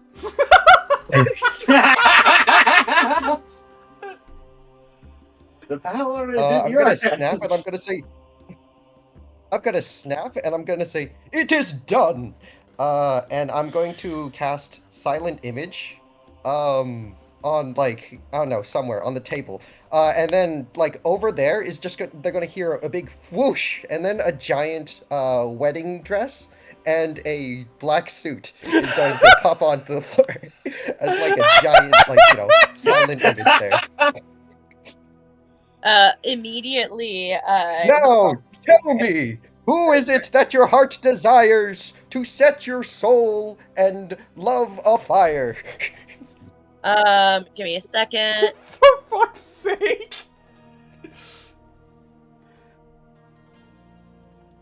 Rocky is playing the genie bit perfectly. I love it. I'm also very confused about how this is actually going to help us. I wish to live my life with two Dinim. What? Your life with two what? With two Dinim. I had a fling with her when I was a little girl. No! No! Oh shit. I was just a young rat back then. I'm gonna motion for Brian and Zaz to like take cover in case this goes bad. Yeah. I'm basically going to snap my fingers. It is done, for she is on her way. You shall see her by the end of day. I could have never imagined that unionizing was this good. Spread the word of the union for all. Let them come to your grand wedding ball. This guy runs up to you and says, "Oh, Mr. Genie, sir, what I wish more than anything in the world is power. I want to be the head chef."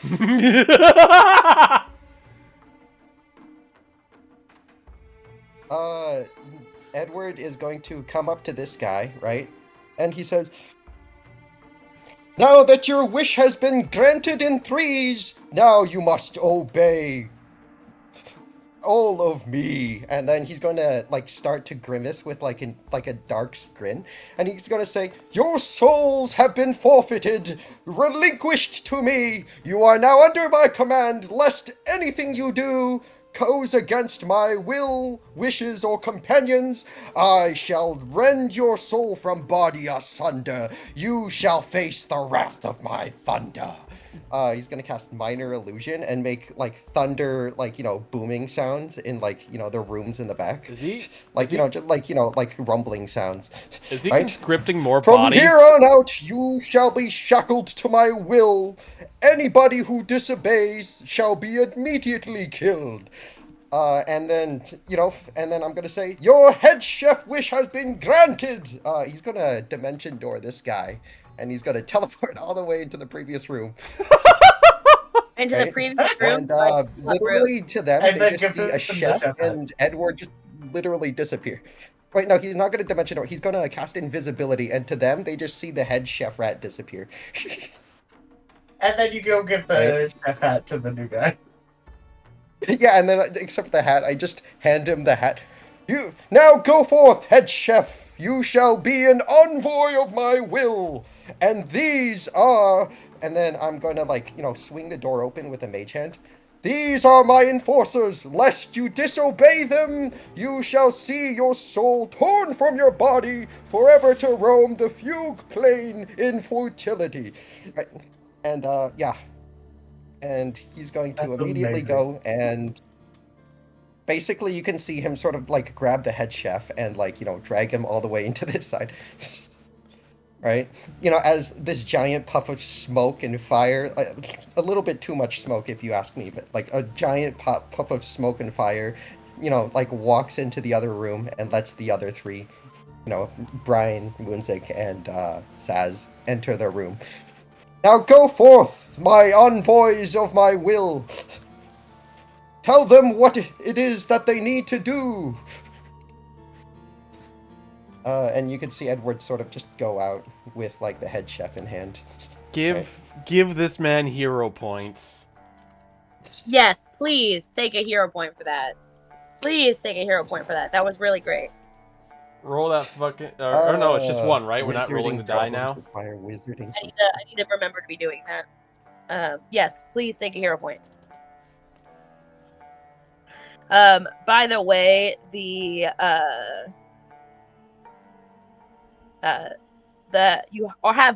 do have the head chef grabbed with you. Yeah. He's just Yeah. invisible. I'm just gonna hand the chef basically to Moonzik. Right? No, I'm gonna hand the chef to Saz, and I'm gonna say, "Knock yourself out, kiddo."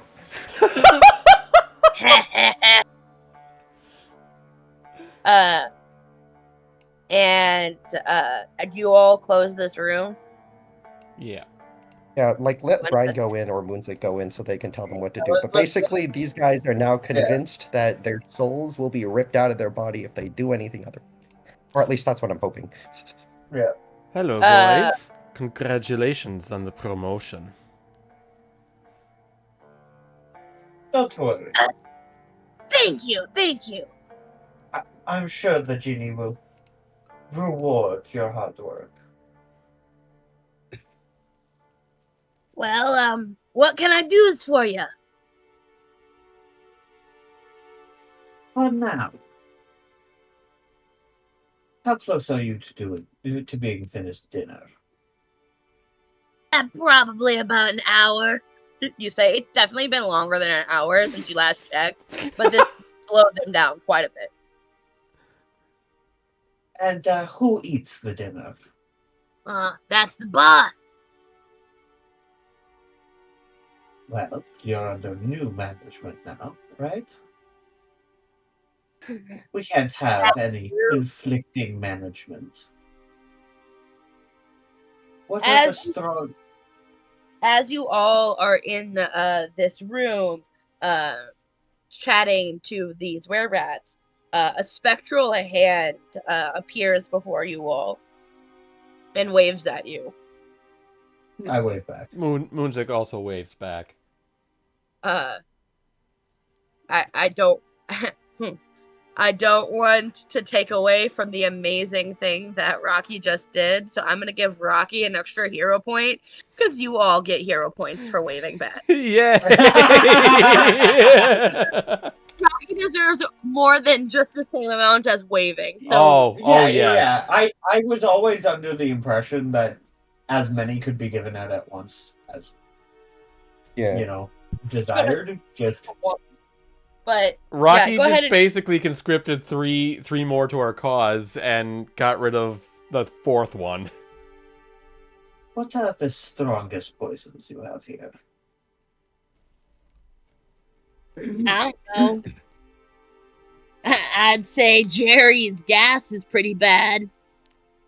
Hey, don't talk to me like that. Question for the DM. What would Brian know about poisons? Lots of things. Could I distill a poison powerful enough to either put somebody to sleep or do a shocking amount of damage? Should it be consumed? I'm pretty sure well, I mean, you can make potions during your short rests, right?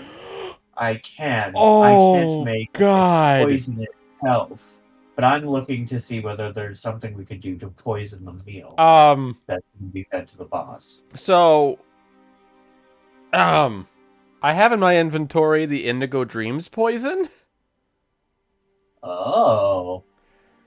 What's the Indigo Dreams poison? This heady liquid brewed from toxic indigo dreams imparts a compulsion to its victim, decided when the poison is first created. A compulsion spell forces the subject to act in some manner or changes the way its mind works. Some compulsion spells determine the subject's actions or the effects on the subject. Others allow you to determine the subject's actions when you cast the spell, and still others give you ongoing control over the subject. And what does this particular poison do? That I'm gonna say when you guys plant the poison, you guys can make that judgment. so we could put him under our control. We could. Yeah. Work quickly and efficiently. Make this meal as good as possible, and make sure that the boss is the one who eats it. Will do, boss. I have 12 uses of that. Do I just expend one of them? It's Or- a troll. Let's expend 3. That works.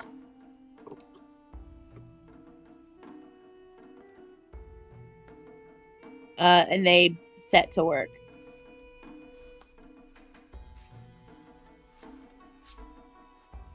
All right. What's going on back here?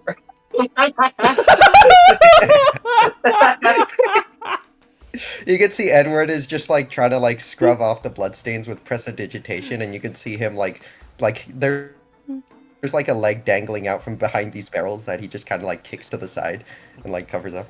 Do I want to know what happened in here? You absolutely do not. I don't know about yours, but I think it's pretty obvious. Fair enough. I do have some keys to those death dogs, though. He pulls out a ring of keys. And we just planted a poison on the food that goes to the boss that will put him under our control. I know you want revenge on this clan. Let's humiliate them a bit first. Brian has the world's most evil grin on her face. Brian, are you okay? Yeah, why wouldn't I be? A little bit concerning. I don't know. Just me. Is it me, or have you been more evil than usual lately? She always smiles just like be that. me. I don't know what you're talking about. As Evil. Moonzik gives the same evil grin.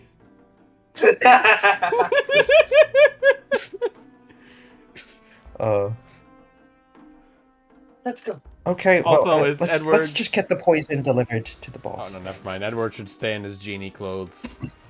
Yes, very much so. Can I dismiss my disguise? I'm gonna dismiss my We can That's- ungenify myself, right? We don't need the genie anymore. We need the genie. We need the We genie. absolutely need the genie. Never mind. I'm not dismissing my disguise. I guess I'm staying in genie form. At least amongst these 3 rats, we need the genie. Yeah. Okay, I guess I'm staying in my genie form. Also, How I you boys? How y'all's doing? How's y'all's doing? just want to look. Oh, okay, he's going to lead us that way. Never mind. I don't know, wherever you want to go. I want to see what's in here. Oh, it's a common, like, intersection. Oops, shit.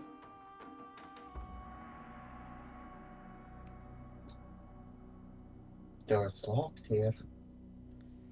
I could fix that.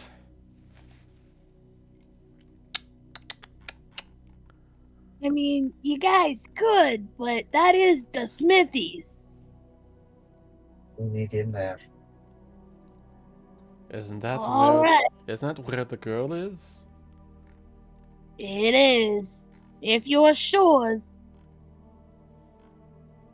I don't know how much she's actually worth to y'all, but that's a pretty tight place in there. In this case, she is worth everything. Unless we want to wait until the boss is under our control. How dangerous is going in there right now? I'm sorry, what? How dangerous would be going in there right There's usually a few good smiths in there, and the fireborns, and I mean, she's in there too. So, now? Well, we need to get her out. But I mean, I certainly couldn't take on a lot of them, but you know, maybe the 2 of you can. 3. He begins to back up just a little bit. hey, That's... stay with us. We're not going in. without proper intel. Thank you for letting us know what that was. Are there any other entrances? To there?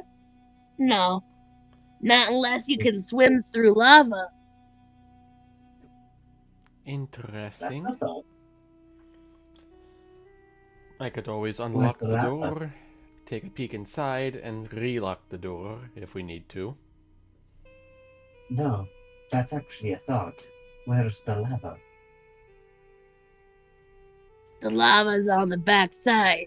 You'd have to be pretty small to squeeze in, but if you could swim in lava, you might just be able to get yourself in there.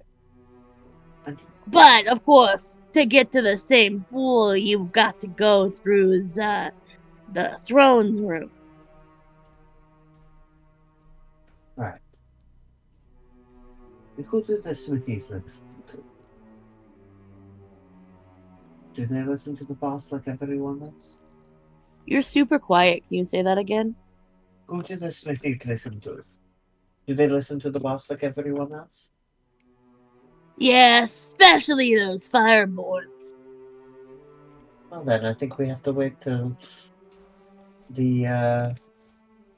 till the poison kicks in.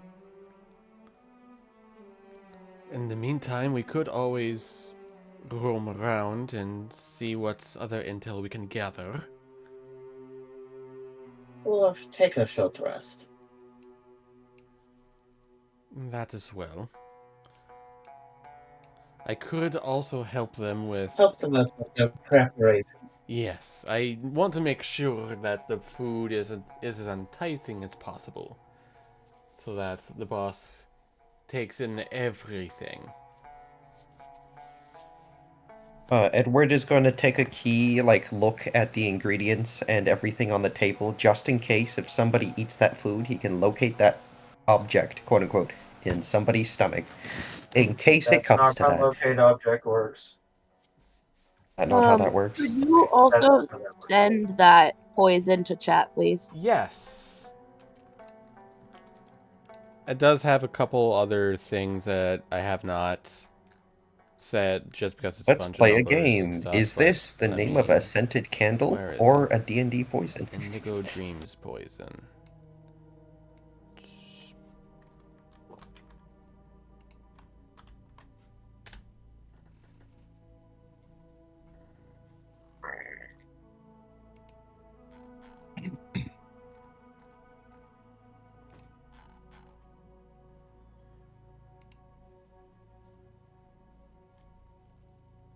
Or does this Oh, it compulsion does spell work? not last long.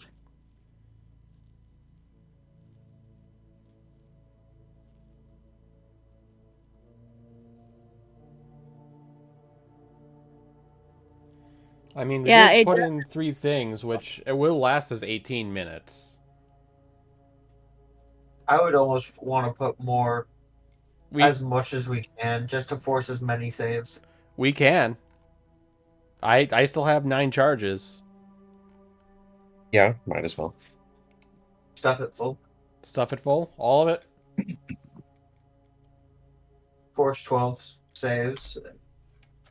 I have a portent for a 1 if you want me to just auto-fail something. The first one, at least. Okay, well, I have to see the target to be able to do that. We'll get there. So that would be 72 minutes. Assuming. Actually, I have to ask the DM. Technically, usually effects don't stack. So, but more poison stacks logically. So, question: does more poison stack? Would it just increase the DC rather than, I would. extend the duration or whatever? It does say 1 for 6. What is it? One per minute for 6 minutes. Effect 1d3 wisdom damage. Cures 2 consecutive saves. DC 14.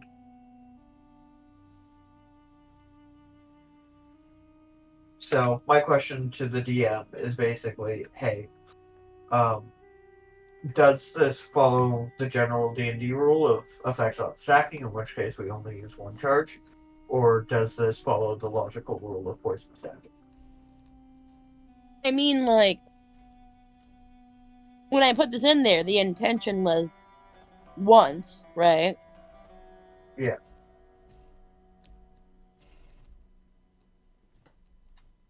All right, give me a good argument for both sides. So, logically, the more poison you put in something, the more of that toxin is running through the body, the less likely they are to be able to deal with all of that, no matter how constitutionally sound they are. It's how real world poison works. A little bit of any poison I can think of won't really hurt. Right? You can have almonds, despite them containing a little bit of cyanide. Right? It's about a lethal ability. On the other side, it's D&D. It's magic spells. It's doesn't follow our rules, and Indigo Dreams is very clearly on the magical side of things, not on the physiological side of things. If it follows D&D magic rules, there's no way it stacks because it's a D&D magic spells, right? And that's not how the D&D magic works. What's stopping me from just straight up casting suggestion on? Also Literally that. nothing.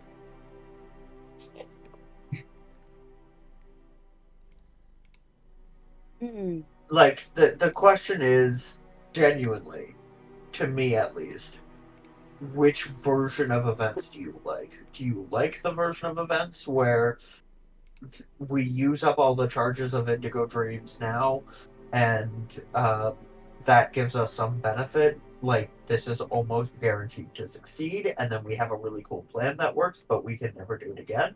Or would you rather us having 12 chances sometime during the campaign to do this to multiple people, right?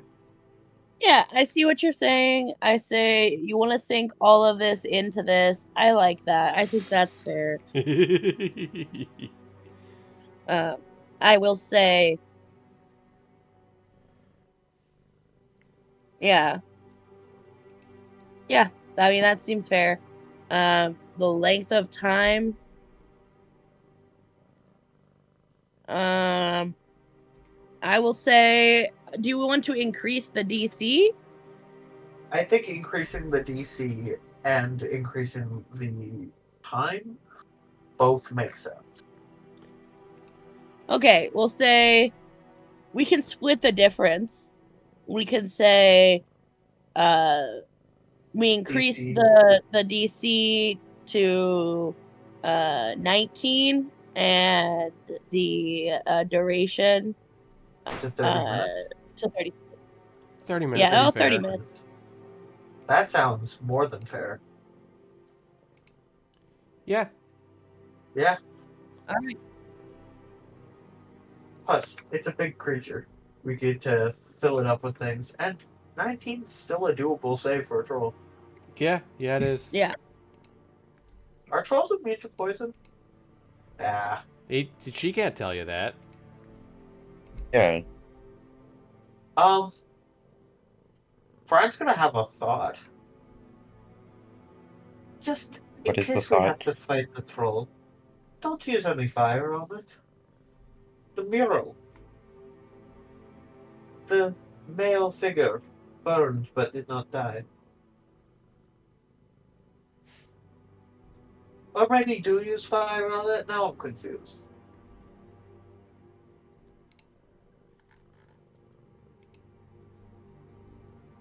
Okay, so you're telling me to immolate them, but not immolate them. I don't know. Maybe cast fire once. See what it does. There was Okay, something so do cast. related to it on that mural. Moonzik is helping with food prep. When actually, I want to I want to roll perception just to see how inept they are and what the actual time is to finish this dinner.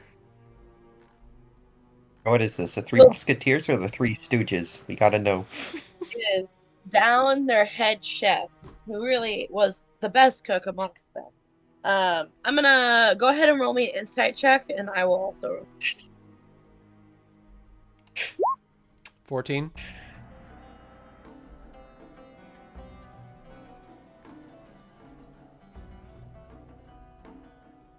What's cooking? Okay. What would you call cooking as a role? Like in this case, like Yeah. I would just say like overall, like their coordination is, from what you described earlier, is not very good. So I would throw in what Charisma. spice, like I would throw in what spices and garnishes I can while telling them how to properly do things and how to quickly do things. Under the new head chef's leadership, I think that's gonna be a big factor. So I'm gonna have the head chef roll me a charisma through. That's fair. Oh. Well, So he's really bad at his job, and you know that. It's very obvious that he's bad. I'm just coming over to him, and I'm just kind of like I'm being on his side. I'm giving him some pointers. Well, start the cooking, folks. Like I'll add in my touches while I'm giving him pointers and helping them out with coordinating and everything. And I'm gonna do what the chef does so very often. Sit over here and take a nap.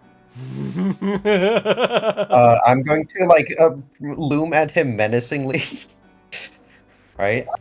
I mean, And I'm gonna say, I declared you the head cook. You shall have skills to match your look. I'm gonna cast borrowed knowledge and give him proficiency to chef's tools. Oh fuck yeah! hell yeah. Hell fucking yeah. This is dumb. This entire operation is dumb. Okay. Well, I'm feeling. Let's get this party started. And I'm gonna give him advantage on his roll. I'm gonna have him cook. Hell yeah! Have him cook. Genie powers.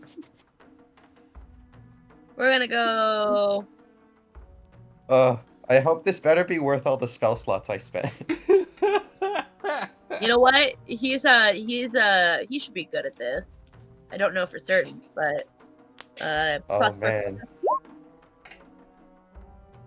Oh my it's a god! natural 20.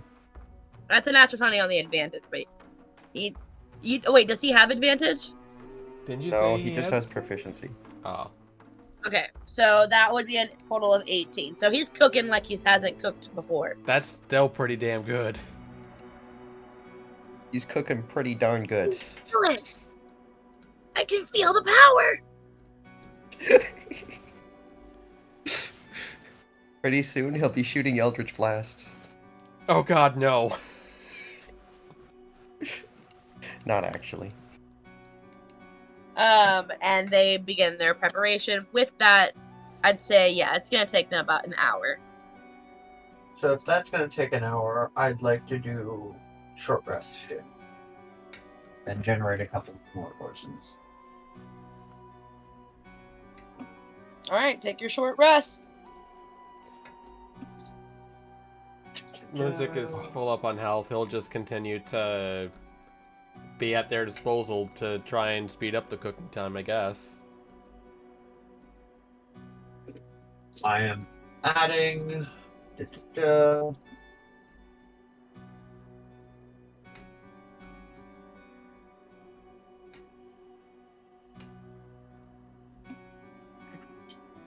I'm adding resistance and or resilience and transformation. Can you send those in chat? So- Because you're cutting out for me.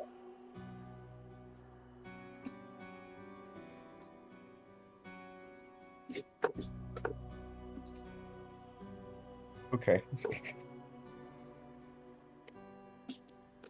Sorry. I will be in a second. Right. While we're short resting, can I ritual cast Unseen Servant to like have the servant cook faster? Or Yeah. like run around. Like to them, they'll see like random knives and onions and stuff floating across the room and assembling themselves into like an actual meal. It sounds like a plan. I'm getting 1 swiftness and 1 resilience. And when I'm done the short rest, I will immediately drink the swiftness, which increases my walking speed by 10 feet for an hour. Okay.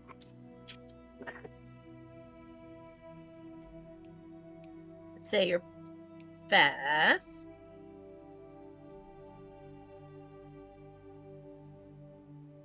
I don't know which one of these for fast. Whatever.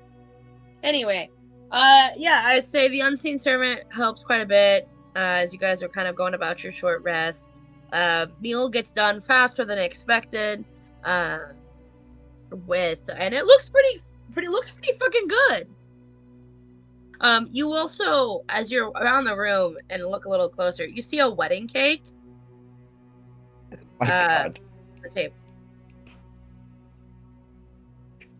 Oh my God. What's the wedding cake for? Oh, I'm gonna like whisper in Brian's ear. Oh, that one's getting married. oh, no, it's not. It's not for me. That's for the old boss and Isla. Is that tonight? It's tomorrow. Ah. Thank you. There's still some work that needs to be done on her suit and all. You know how it is. Completely.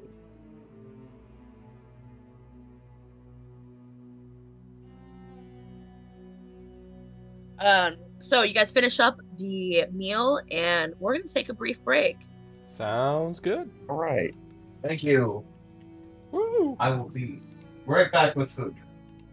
Same here. Alrighty. Genie Edward for the win. Emily, I can't tell you how much I love this. It feels like the Goblin Camp encounter from Baldur's Gate. It kind of does, doesn't it? Yeah. Which is a legendary encounter, so you're doing great. Yeah, but now with. I wonder if the final boss gets to walk to us on top of an old rickety bridge that falls into their death. Wouldn't that be funny? I don't know. I just work here. How to kill Minthara. I mean, you can actually kill all 3 goblin, leaders without actually starting combat. Yep. It's funny. How do you do draw Raglan? Or Ragslan? Yeah. I know how to do Manthara and So there's like a kill pit right next to his place. So if you go into hiding and shove him with enough strength, like with a hill giant strength potion, you can actually push him into the kill pit in hiding after minor illusioning. Right? Priestess Gut, you just let Aurelia do it. Minthara, you just shoot the bridge while she's walking over it. Right? Yeah. Right, but yeah, literally you can just push Ragslan off into a kill box. Although that kind of sucks. Or not push, but like improvised weapon and use him and just throw him off the ledge, right? Yeah. Yeah. But yeah. Also, after the short rest, the genie disguise fades away because disguise self lasts for an hour. So we're gonna have to explain to them why there's a new Genasi in the party and not like the magical genie. You could be literally anywhere else and just recast. That is fair. I kind of don't want to gobble through my first slots, but yeah, fair enough.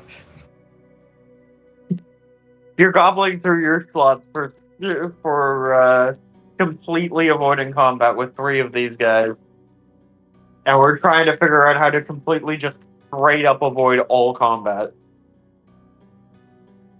Yeah, because we're not murder hobos, and we've only murdered like one were-rat so far. I do like that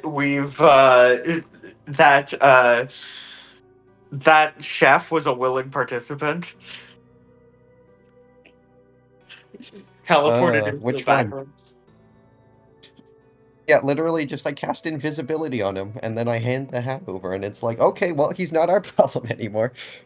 I was gonna D-door, but like, Dimension Door is a bit expensive, so I just changed my mind halfway through, because I'm like, wait a second, I have invisibility. I could just make him disappear. Most of those require willing creatures, so they were just straight up willing, and I love that. Yeah, I know, but that's really funny. It's really funny. It's You just really funny. willingly had to walk lamb to the slaughter. Are we the That baddies? was fucking hilarious to open the door. Like, I wonder what's happened back here. Dead body. Instant death. Cleanup crew. Oh, dude, best first and second spell slot I've ever spent him. I used only magic to get out of this dialogue encounter. Just magic. Yeah, It's it's important. to trick them. I think this is like an actual great exercise of like I think this was a great exercise of like the versatility of wizard. Like, how do you establish a union in the most literal way possible? It was.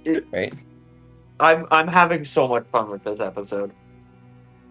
It's just silly I've and been goofy planning and it funny. for so long. I've been planning it for so long.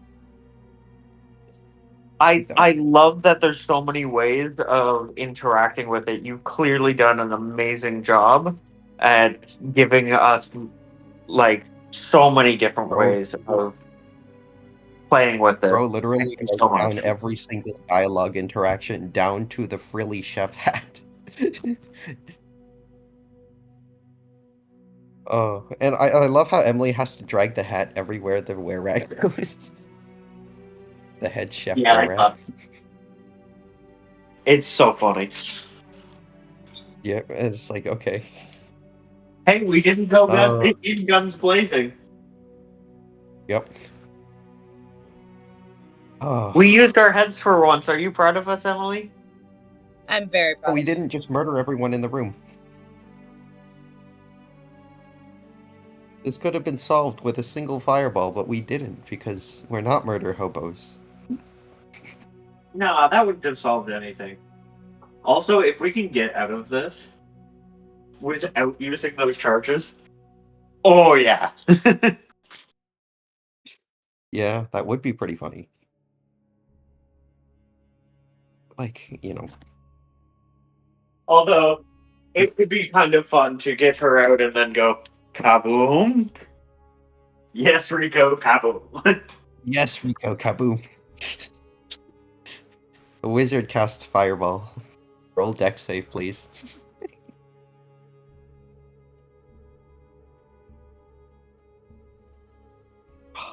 Oh my god, this... Man. I don't know what to say about this. This is just... I don't know.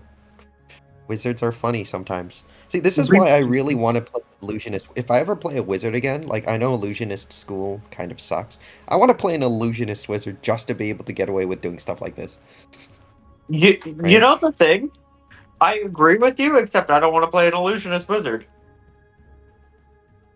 I But want to I play the want to play warlock an illusion. invocation version of it. Yeah, but, like, I'll just grab the feat to grab the Silent Image free cast. Like, it's just I a feat, right? Or a 2-level dip. Right? I think I just love warlocks and you just love wizards. Yeah. I mean, I just love all the classes, except for the ones that I don't like. I think an illusionist genie warlock would be very fun. Like a 2 warlock, like X wizard, illusion No. school. No. Class. Okay, X Warlock 2 Wizard. No. I just going straight Genie Warlock. Full focus on illusion magic. But there's like one illusion magic that you can cast. That's not cantrip. And that's Silent Image. And then the rest of them are not worth it because they're like, you only get 2 slots. But Silent Image is infinite, and it's the best one anyway. Yeah, literally, it's free cover. It heavily obscures everything except for you, specifically. So you can just make all attacks hit you with disadvantage. You can get surprise rounds with it. You can hide inside of it so that you actually don't need an object. You know, you could just turn into a vase and hide in the vase, right? It Like, takes an it's just so action. It takes an action to be able to see through it. And remember, you can recast this at will. So if they take the action to see through it, recast it. You could just refresh it for for just an action cost. You can also just prevent like enemies see, because literally if they have to see you to cast a spell like Magic Missile, you can say I cast Silent Image, make a giant rock, step inside of said giant rock, and they literally cannot see you. Right? And now you've basically just shut down every single spell. Or interact with it to see through it. Correct. Basically, you can Right? action stall something with it, which is incredible. I know. I'm telling you, Silent Image is the most underrated spell, underrated first level spell. Silent Image as a warlock invocation is nuts. genuinely top 5. I saw it's probably the best one. I saw that and say Here's the thing. I saw that one. You're saying it's probably the best one. I disagree that it's straight up the Agonizing best. Blast. We all know. Repelling Blast. Repelling Blast is the broken one. Yeah. Agonizing Top Blast. 5. We'll settle for top 5. Agonizing Blast just turns warlocks from being a absurd utility caster into being both a good damage dealer and an absurd utility caster. This is just now a martial damage dealer plus utility caster. Yeah. Right? No, fair enough. Top 5. I'm saying as a dip, like not as like a warlock, but as like a feat or like a 2 dip. Yeah, if you took the thing, you're either if you're taking the feat, you're likely taking it either for this, for Silent Image, or for Devil's Sight. Yeah, because someone in the party's got to run darkness, and it's not, Either way, like Silent Image is just so absurdly stupid. I saw this and I immediately thought, why is no one talking about Silent Image? It's such a good spell, and it's free, right? If you for the low cost of 1 fee, it's free, right? Yeah. Why is no one talking about Silent Image? Right? Again, I use this to block Animo from dying once he went down. You can use this to block people, right? Just say you can't see me because literally they're in a rock, right? Or they no-clipped into a rock or whatever. Come on, it's so strong, right? It's just so strong. They You can also make an intimidation check by just conjuring a giant ape. Oh no, here's a giant thing, right? I cannot express how much I agree that that Silent Image is super fun and super good. Yeah, and it's just good. Right? Silent Image is a good spell. 10 out of 10, S+ tier. In there with weird spells like Catapult. Come on, who uses Catapult? Can we understand that Suggestion might be the best spell for its slot in the game? But the ability to tell anyone to do anything and they'll just agree with you because magic? Yeah, probably. And it got buffed? Yeah. Because every DM was like, what's reasonable? Right?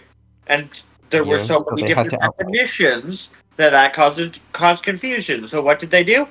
You know what? Screw it. It doesn't have to be reasonable. It just can't cause it direct harm. Okay. Yeah, basically. So as long as Basically. it doesn't deal damage to itself, You can have it deal damage to other things, like, things that you're fighting. suggestion is Now that's fucking technically nuts. rules as written. I'm Yeah. absolutely like, as a second Yeah, level I wouldn't spell, blame this any is DM if nothing they wanted else. to ban suggestion. It has an I wouldn't 8-hour want to blame a duration. DM if they ban suggestion. 8-hour duration, even though it's concentration, 8 hours is still 8 hours. Right? You can just convince the bad guy to stop being mean and then just go home, long rest, right, for the entirety of the 8 hours, and then come back fully refreshed, topped up, and they're like, "Oh, thanks for waiting for me." Say, yo, big powerful dude, give me your sword. Give me your stuff.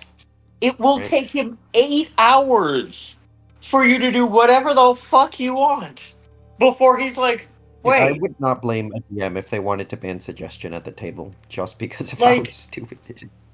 for the spell, like, there are dumber spells in D&D, but all of them are 5th level or higher, you know? Yeah. Polymorph is probably broken as a 4th level spell, No, right? it's just broken. It's just broken. It's It's not broken. probably. You're right. It's Unequivocally broken. broken. It's broken as a 4th level spell. Realistically, it should probably be a 5th level spell. Like, it is one spell slot removed, right? Suggestion? Suggestion should probably be a 5th or 6th level spell. Then what's Actually, mass it should be a suggestion 5th gonna level do? spell, because max suggestion is 6th level spell, and honestly, mass suggestion is good, but it's not insane. So, Yeah. honestly, 5th level spell. Suggestion should be a 5th level spell. And it is 3 spell levels lower. Correct. It's really strong. I don't know what Jeremy Crawford was thinking when he said, "Oh Why yeah, did here's a it spell stay that at literally second? lets you I tell just anyone to don't do anything." understand why it stayed at second. Like, they get nerf shield. Because it's a more specified command word, and command word is a first level slot. And granted, command is a pretty. Command lasts for I don't one fucking fully action. but it's it's a pretty tame spell, right? You can't go nuts with it. It tells you very clearly what you can and can't do. Suggestion Command is oh, what delivery. if we turn that into a sentence, right? Turn command word into a sentence, and that's what happened. Right. Tell me how this is functionally different from banishment. Well, you see, banishment can target creatures you're hostile against, whereas suggestion, they only have advantage against the roll. No, there's no advantage for being hostile. No. Also, suggestion's a wisdom save, and banishment's a charisma, and charisma tends to be way lower than wisdom on average. On average. So banishment Sure. is actually pretty good Tell me in how that department because it functionally the targets a low effect is priority. different from suggestion. Banishment, you also get to proc an entire bonus round. So basically, you can hold an action to fire off a spell when the enemy pops back into existence. So you can say, okay, Okay. boom, you're banished. If he pops out of existence, you tell your whole party to hold an action to attack or fire off a big spell in the locations he's going to Remember pop that in. it no And then longer in has to response be. to that person passing their turn, you will then pop them back in. They'll trigger an entire bonus round for everyone and then go through the entire turn order before it gets to their turn, effectively allowing you to take 2 turns for free. Remember Right. that suggestion no longer has to be reasonable. What about the Yeah, suggestion I that you're can't very argue with tired, go to unreasonable. sleep? I don't think I can argue with something this unreasonable. Banishment is really good, don't get me wrong. It's still definitely a really, really good spell, but it's still Right. reasonable on what it can define, on what it does and what it doesn't do. Right. Suggestion is you can tell me Suggestion whatever you want. is functionally banishment plush. Because Yeah. you can tell whatever the fuck you're dealing with to just fucking leave. That's what And you have an banishment 8-hour does. head start to run away. You have 8 fucking hours. You have do 8 hours as a head to start. destroy your tracks. And you could tell them to go, and by the way, 16 hours. You have 8 hours to do whatever you want if you stay in the same location. If you tell him to go the opposite direction you want to go, I'm sorry. He has to spend 8 hours going that way at max speed, then 8 hours coming back. That's Yeah. 16 hours. Yeah, I think the only like saving grace for suggestion keeping it in check is that a lot of higher tier enemies have immunity to charm. And that's about it. And suggestion can't hit things that are immune to charm. Immune to charm. Fair enough. Yep, that's the only thing keeping it in check. It's not reason or logic, it's just some random immunity that they have on their giant Thanos gauntlet of immunities. So if they don't have immunity to charm, Yeah, basically, yeah. Oh, and like, elves and half elves also have Fey ancestry, so they get advantage on the save. But otherwise, there's no bars holding you. There's nothing stopping you from running away with the game. And I don't know, marrying somebody to a were-rat because they think that is a reasonable course of action. While you literally go away and do whatever. For fuck's sake. yeah. Oh. So anyway, Emily, am I still allowed to cast suggestion after I go on a rant about how broken the spell is?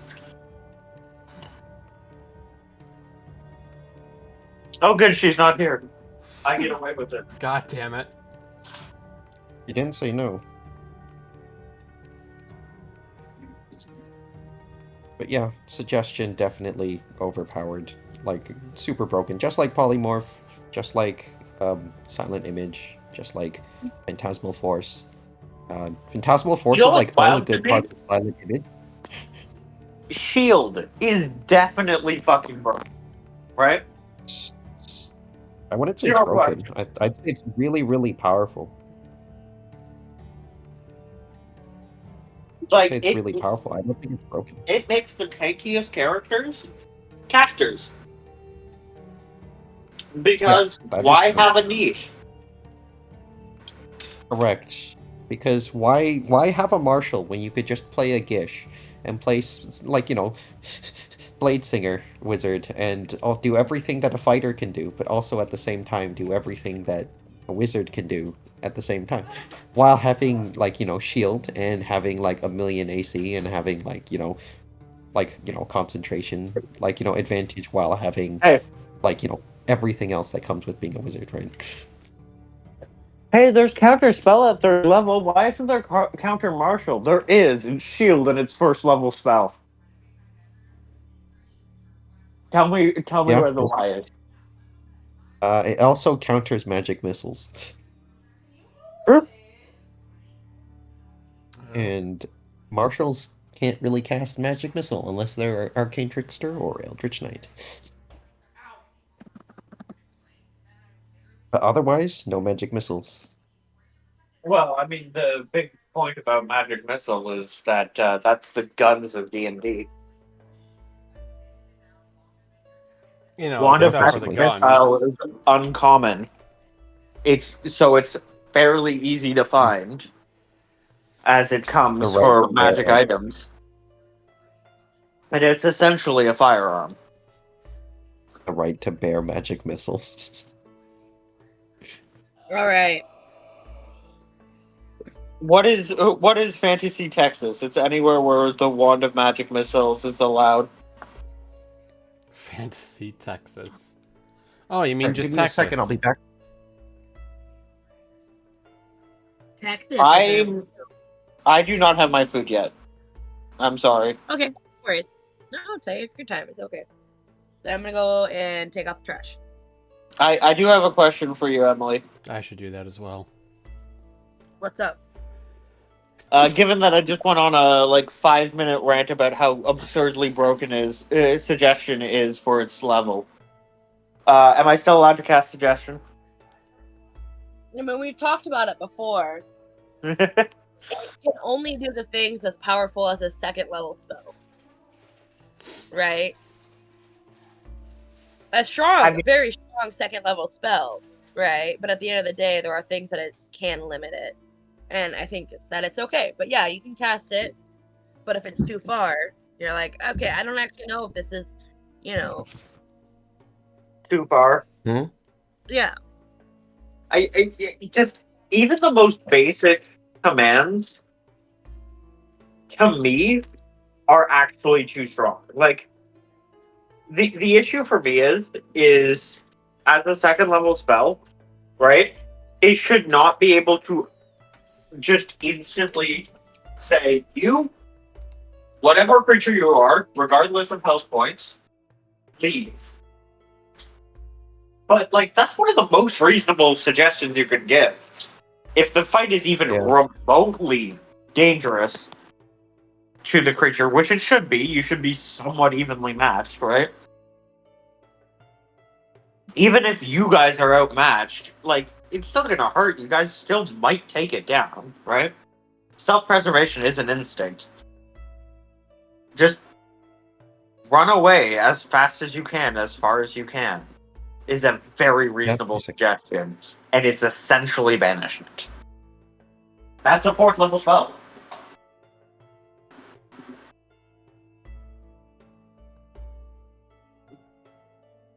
I understand, and I think what I said holds true. It's powerful as a second level spell, a very very strong second level spell. But I think that I think it's fine to use. It's very overpowered, and if I feel the game being negatively impacted by a singular use of suggestion, I think that would be a conversation that we'd have at the table. Okay, see, I see what you're going for, but I think that this. Emily, you're getting really muffled. I'm sorry. Like, if it comes to that part of the game, and the suggestion is being a problem, right? I could say to you all, and I know that you would take this very well, that hey, I think that's a really good idea. I think it would work, but I think it might be taking away from this fun. That's fair. Is there something else that we can I do? mean, yeah. And I can I mean, keep to be fair, you suggestions could put intended use suggestion like case of whispering into the guard's ear that maybe he should ignore us. I mean, again, I feel like that. Yeah. I think that like if it comes up in that situation, I know that we are a strong enough party and a group that we can handle that kind of feedback and not be offended. So Yeah. I'm not worried. Yeah, basically. Okay. Thank you, I'm gonna baby. yeah, no worries. I'm just. Yeah. Although, to be fair, like, if you wanted to nerf suggestion, just give it the command treatment, give it, like, a preset list of things you can only say, right? And then everything else outside of that is DM's discretion. Okay. Lower it down to, like, and give it the charm person punishment, where after it ends, the target knows they've been charmed, right? Why don't they know they've been charmed? That might be at least somewhat mitigating. Yeah, like, once they know that they've been charmed after the spell effect ends, I'm sure that's, like, the big bumper sticker of, not spells you want to cast everywhere you go and ignore all the consequences of your action with, right? Yeah. It does feel a little silly that it doesn't have Yeah. that. Like, I'm so confused as to why there's so much power stuffed in the spell. They remembered to put it in the friends cantrip. They remembered to put it in the charm person spell. They remembered to put it in the detect thoughts spell, and even like the zone of truth spell. But nope, they just forgot suggestion for some reason.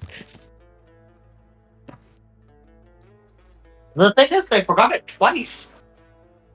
Yeah, basically. And I don't understand why there's not a bunch of discourse around, hey, You're definitely stupid. Because people are murder hobos, and their first instinct is not to talk their way out of a problem, but to fireball their way out of a problem, because that's easier and requires less brain power. I suggest you stand with all of your friends over there. They're friendly. Just give them a group hug. Yeah. Yes, right like that. Fireball. Do do do do do do. Assassin Rogue would like to make 2 attacks that automatically crit.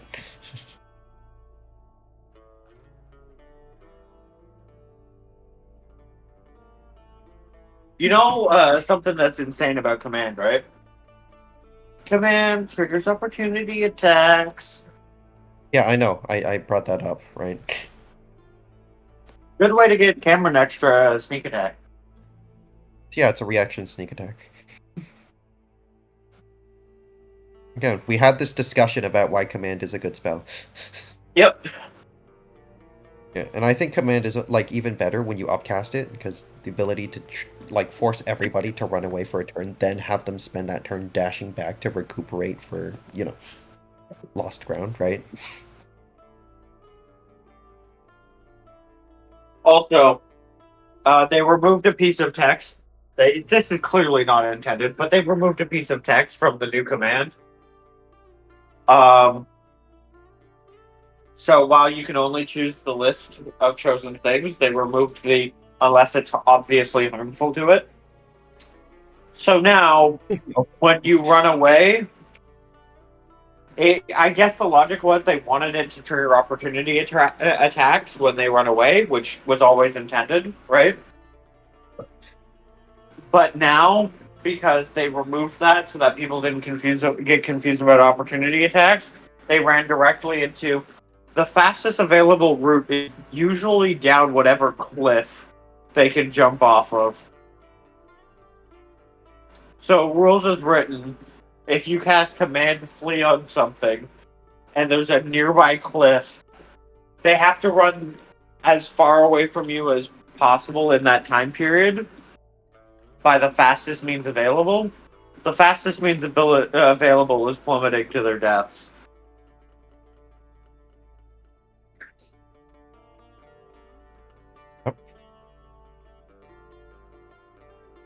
Hey, why did it beep like that? Are we all No. here? Are we all ready?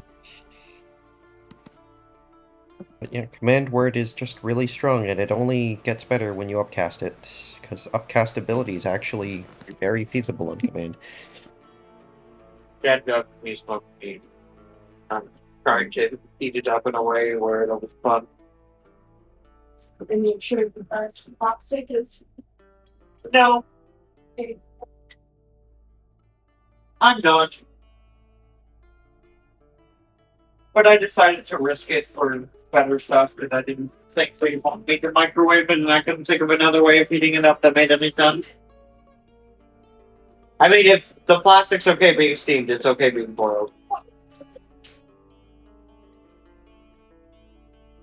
You're not afraid of BPA? I'm about to release a mouthful of carcinogens straight into your digestive tract. I'm talking with Rocky and Oh, friends because I'm supposed to be doing D&D right now.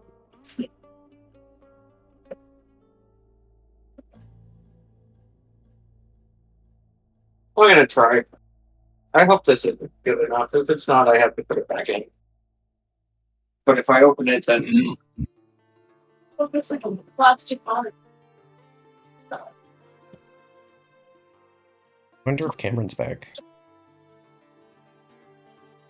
Cameron, if you're back, you're muted. Everything you wish for.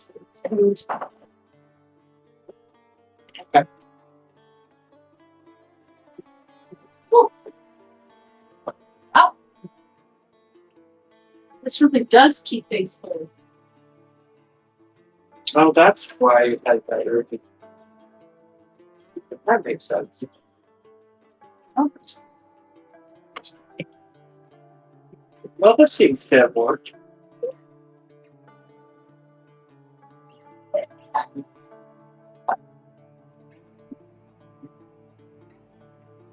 Sorry? I have no idea where it's from. He was.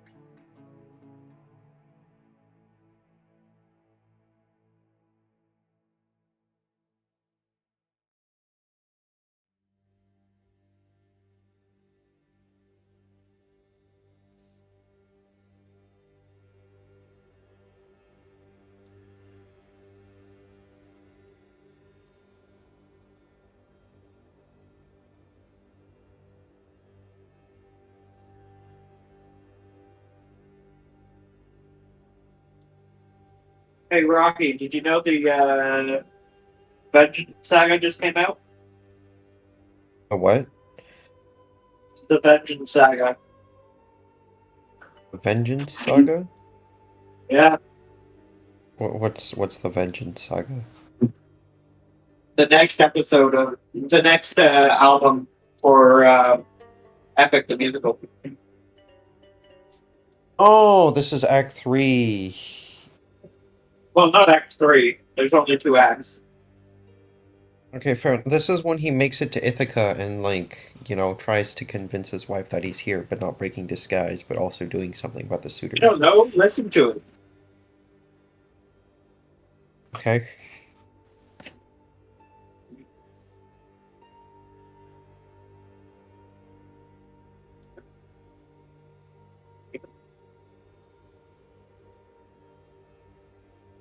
So they're gonna line up 12 axe heads that have been hollowed out from, like, the blade up in a row, and they're gonna have a giant bow, a really, really heavy long bow, with, like, a bow strength of, like, what, 500 pounds or something ridiculous like that, right? And then they're gonna have everybody try to string that bow and fire an arrow through each axe head. And the one that does it correctly is actually the true heir to the, Ithacan throne. And that's what they're gonna do. And, yeah. There's Yeah, actually an that's interesting theory about that. The what do theory you mean? goes that it's not. The problem isn't that the longbow has such a difficult drawstring. The theory goes that it's actually a recurve bow. Okay. So none of the shooters know how to string it. In either case, like, Odysseus basically does that and then proceeds to kill all of the suitors with his son. And Yep. at least that's how I'm told the story goes. And then he reunites with his wife and lives happily ever after. Nah, that's a great story. He doesn't go that way. We all know that. As about as happily as he can after all the PTSD from his adventures. There we go. That Homer, that Homer puts him through.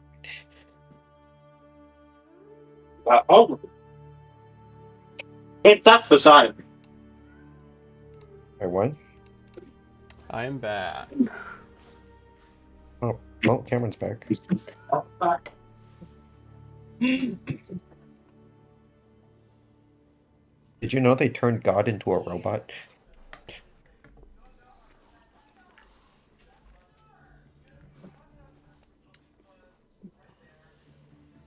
I have a plate piled high with smoked meat. Delicious. Hey.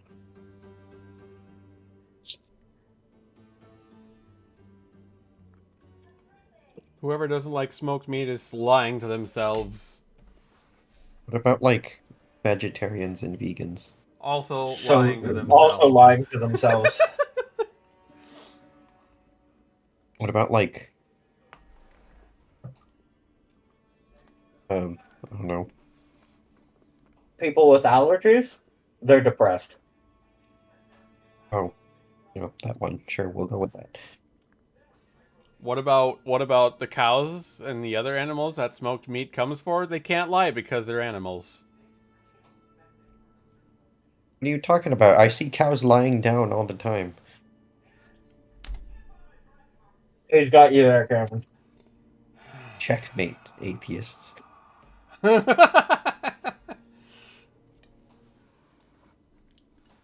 You fell for my trap card. I sure did. I'll I'm sorry. admit I was not ready for checkmate atheist. I had to. I'm sorry. I forgot I had to take the trash to the curb. Are we all here? Do I have to spend another spell slot to cast Disguise Self? Ha ha ha. In an All hour. right.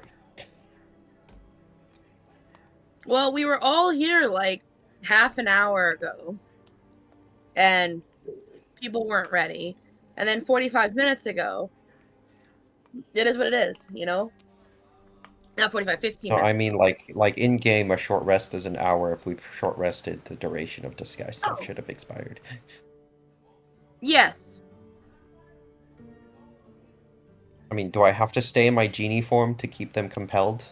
I haven't Or heard from Cameron. I'm here. Okay. So, to get back into it, you finish up your long rest. The sky self drops.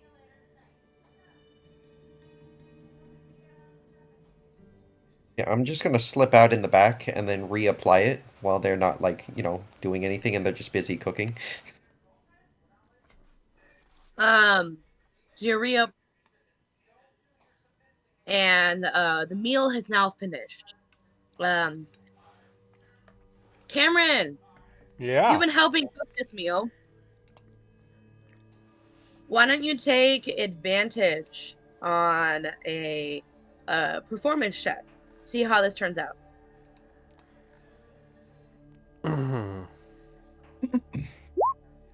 22. 22. Hell yeah. Describe to you what the meal is. What spices do they have on hand? You think of it, they probably have it. They stole a lot of it. Fair enough. They probably had. I'm gonna say that they had. They had that roast pig. We got that cooked. I used a. I'm sure they had bourbon that they pilfered somehow, some way. So I made that into some sort of sauce. And had some.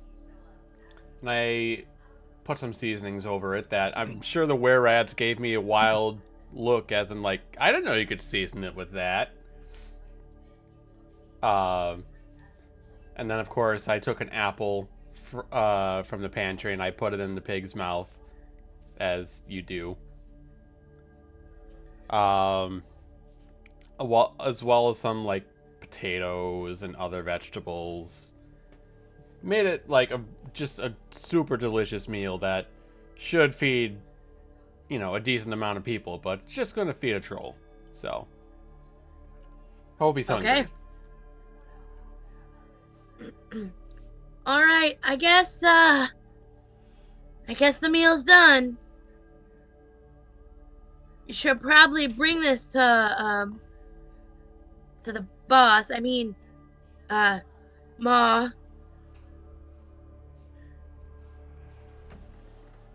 And so the two of them, the new chef, make their way carrying the pig. Anybody still out? Still also Yeah, on I'm still on the intermission? intermission screen. Yeah. Oh my gosh, I'm so sorry. I forgot to move you back. That's fine. But yeah, they make their way through the doors, carrying the pig, and give a sharp knock to this door. Uh, Dinner time! The door opens, Oh and my. they walk in, and the door closes. Pass without trace from Chewinga. That expired. No, I'm triggering it again. Oh, okay. Well, what about this prone were-rat just sitting here? What's he doing? He's He's, cleaning up.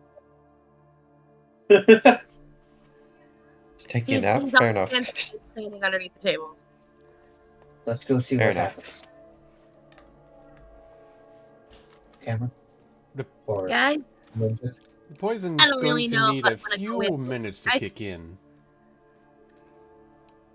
I don't know about you guys. I think I'm just gonna hang out here with Billy. Take him into the Why other is room. this suddenly very suspicious? I'll make an insight check. Make an insight check. With 11. you you find it strange that he's making small talk with this guy, even though his intention is to kill all of them. But just go look at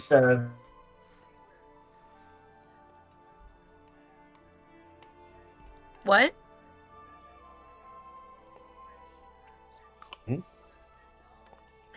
Okay. Kale, what did you say?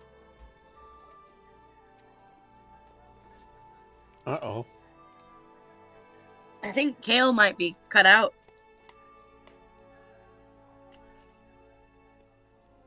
Technical difficulties.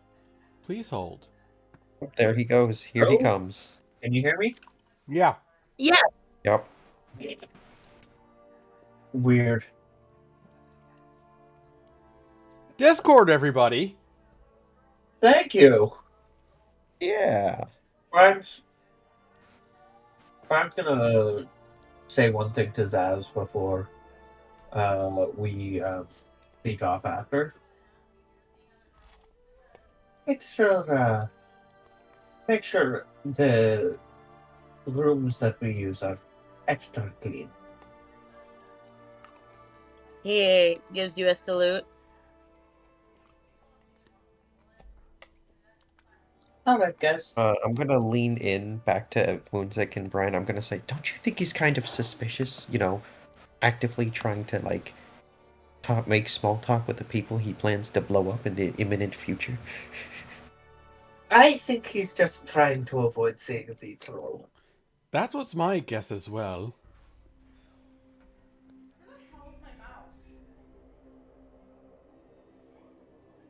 All right, come on. Where do you guys go? Where else? I wanted Moonzik to crack the door so we could see what was going on. Yeah. Let me roll that sleight of hand. Wherever that is. I'm gonna make a gesture like 21, the 26. ICU motion. 26. Oh, sorry. 6. Let me check the.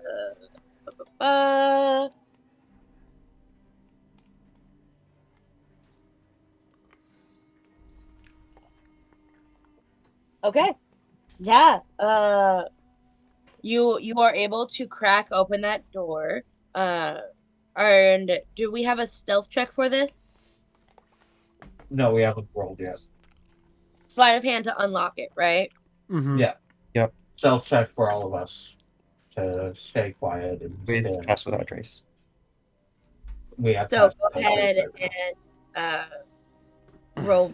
Particularly, it's you're trying to crack the door. Sorry, Yeah. I'm thinking like to unlock the door. But I realize now that it's already unlocked because they went through it. So the sleight of hand to open the door sneakily. Yeah. Go ahead. Yeah. And open the door. I think Roll you rolled stealth. 31? Oh. 31, 19. 19. Stealth. That is Nat a 20. 34 with a 34. natural 20. 34. That money You getter, baby. you crack Okay, open the the lowest is a 19. in here against the northwest wall. It doesn't really matter what direction it goes. Of this vaulted hexagonal chamber is a twisted throne of bone and scrap metal. Sitting atop the throne is a hulking, green-skinned troll dressed in stinking leather. Uh, Beside him are these, throughout the room, are these large, towering elementals, armed with flaming spears. Um, the floor around him is littered in foodstuff, and in front of them, of course, are were-rats, bestowing a large cooked pig, uh, uh, to Mog. Mog says, "Ah, it has taken you long enough. Have you fed this yet to Isla? It looks divine, absolutely divine today." He says in a prim and proper voice.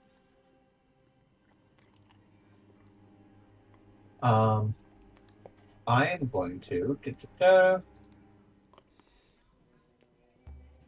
Do I have this? I do. I'm going to cast a message at the chef. Oh, Respond that she refused to eat. She refused to eat, sir. Ma says, "Oh, my love, my companion. Doesn't she know that if she does not eat, she will become sick? Alas, this is the tragedy indeed. Maybe I shall pay her a visit to get her to eat this." She said that she wanted you to have such an awesome meal. And then maybe she could be convinced to eat after. She said, that she wanted you to have such an awesome meal first. So that, and then she will consume it after. Oh, what a darling, always looking out for her beloved. I shall dig in then. And you see he like takes his hand and just like rips a piece of it off in a very ungraceful like way and begins to eat. This is delicious. What did sorry uh what did Gleek do to this? It's divine.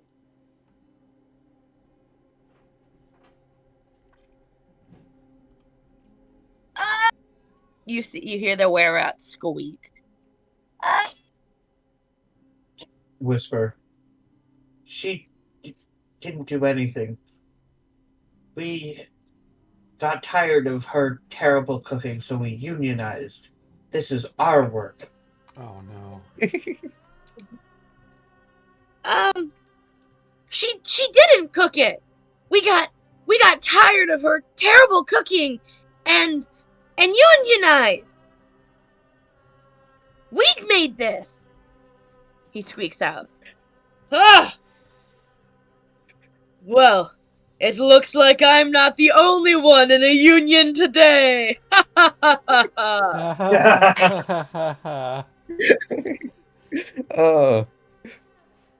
Oh, He continues to like take his claws and shovel this food down.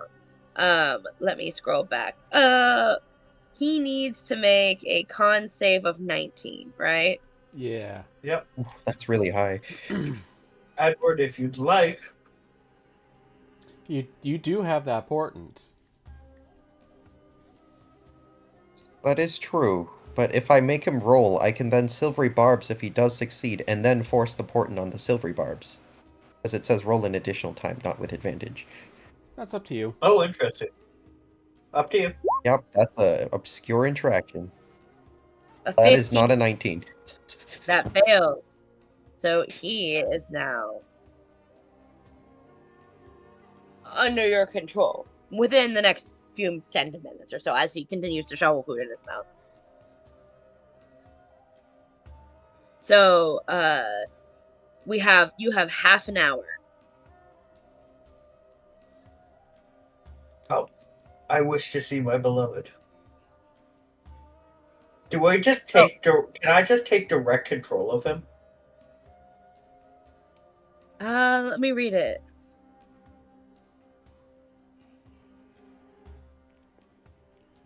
Okay.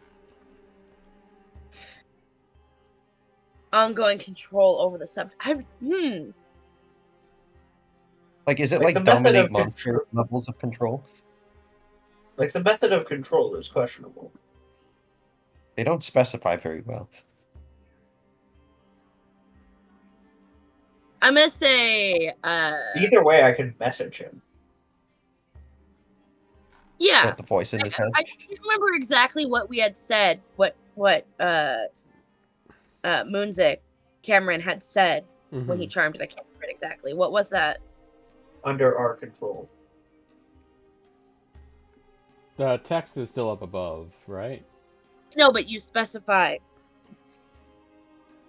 And Cameron had specified that he was under our control. A The method- compulsion spell forces the subject to act in some manner or changes the way its mind works. Some compulsion spells determine the subject's actions or effects on the subject. Others allow you. It doesn't specify. It just tells you what's like compulsion spells do. I think and we it says it agreed puts it under on like compulsion. we choose the effect upon application, and the effect that we wanted was we took control of him. Yeah. So if you It message does say him that the back- effect is under the effect of suggestion. I Let could ping me- suggestion. Right? suggestion is a really good response. So we're gonna use Like- suggestion ruling. So as if I could just cast suggestion repeatedly, because it's more than just one suggestion, right? No, literally the poison says that the effect of the thing is under the spell effect suggestion. So, but it's a compulsion, so it's a single thing. So you can say, "Be friends with us," Yep. or listen to Or my do what the commands. genie says, or Isla wants to see the sun. Listen to my commands is perfect. Okay, do it. All right, listen to my commands. I'm gonna use message to say. Now I have to have him say I've invited guests for my wedding. No harm is to come to the humanoids. I have Or to invited the guests genie. to my wedding today. No harm is to become of them. We can now walk in.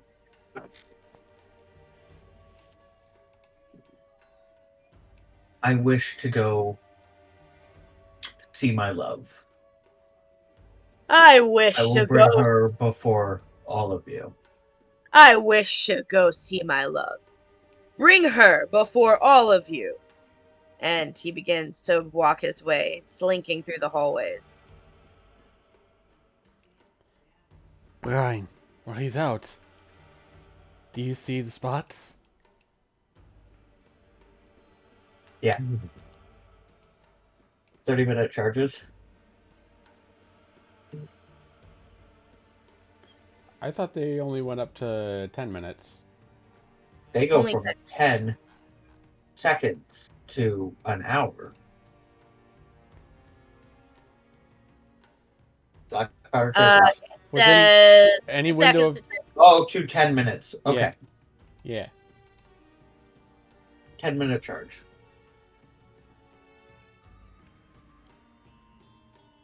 Okay. And you place them just around this room? Yeah, wherever we have been told to place them. So Earlier Zaz event. had said that his intention was to blow up the entire place, and had given you the suggestion of the. I'm trying to make it up as I go. The torture chamber, the kitchen, and Ma's quarters. Which is like to the Right. north of the throne room, right? To the west, Well, you mean? he said no. He said that the throne room was in the furthest corner, but Okay. that his quarters are in a different location. Where are his quarters? We were told a bit about the layout. Yeah, he said it was over in this half of the citadel. You got literally pointed the directions. While he's gone, I'm going to come back to what I expected. And I'm gonna whisper to Moonzik. Think you can set the charges? I think I can handle that. I can Go on. probably go find And I'm where gonna his send. quarters are and then And check. I'm gonna send Chewie with him so that he still has the pass without trace. Be sneaky. Mm-hmm. I'm very sorry. Somebody knocked on my door and they required me. Give me just a minute. Yeah. Moonsik's going to start setting up the charges.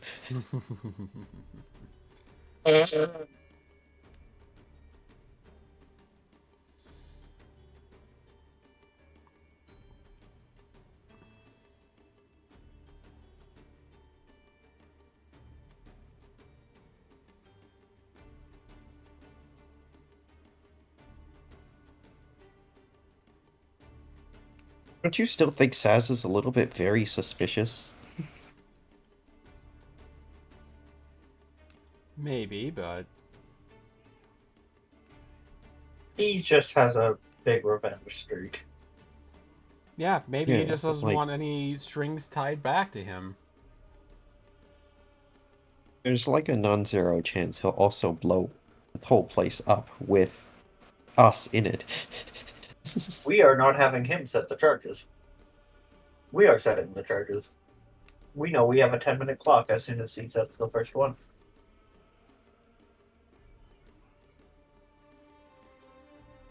Yeah. Okay, sorry about that. Family stuff. Where were we? We're setting up the We charges. were sending Moonzik to set up the charges. I sent Chewie with him so that he has pass without trace for any self checking he needs to do. Cool. So Moonsick, you continue off to this door? Yep. And what do you guys do? We are going to mill around waiting for our troll and our rescuee. Okay. I mean, Okay, I'm exhausted. you said all of these elementals were fire elementals, right? Yes. Okay, I speak primordial. Can I commune with them? Yeah. As a And fellow I fire ask elemental all of them their adjacent- names. No, I want to ask them more so stuff regarding with the lore of the place, knowing that there has been like a person that had suffered a loss of like their bride or something. I'd like to ask them about like the surrounding like area, the general story behind this, or if there's any sort of connection with this and the ghosts haunting this particular location. I'm gonna resolve Moonzix first. Mm-hmm. Moonzix, you go and explore more of the corridors, and you come across a simply furnished room, a pile of skins for sleeping, a rickety desk, and a stool fill the room. Uh, the desk is littered with parchment and scrawled notes. Uh, and there is a skull of a large mammal, maybe a bear, maybe a yeti, mounted on the wall. There's a circle that's surrounded by messy rooms, etched in chalk in the middle of the floor. Anything I can decipher with those runes? With the runes, roll me an Arcana check.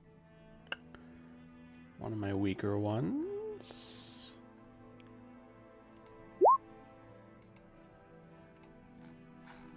$20? Oh, Yep, that's a 20. Somehow. okay. So You rolled an 18. um, looking at the scrolled runes on the floor, it looks to be a futile attempt at divination. And I think with a 20, you can bet that he is trying to reach out to the spirits of this place uh, that linger around. And very clearly, he has yet to succeed, given the poor state of this spell circle. Mm-hmm. He's going to turn his attention to the desk and see if there are any notes of note. You find a collection of poorly written romantic poetry. Much of it is about Isla. The poetry kind of veers between exceptionally crude and yet somehow touching. Um, all of it is rife with horrendous spelling and grammatical errors. For example, Isla in me and Isla. Her name means something, and my name is Ma. She smells like a wife, but also of rain. I hope she doesn't burst into flame. Oh. Moonzix's going to cringe at reading this poem. Spell FLAEM. Right. He's going to come over here and set the charge. And then he's going to continue on. Oh, that's locked. Also, on the desk Yeah. is an oil lamp Ooh. of red glass trimmed with gold. That's going to go into my haversack. Is he gonna, like, get sucked into the genie lamp and then an actual genie is gonna come out?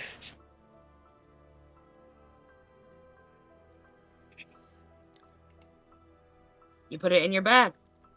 Okay. Okay, never mind. No consequences were suffered for... For now. Okay, For now.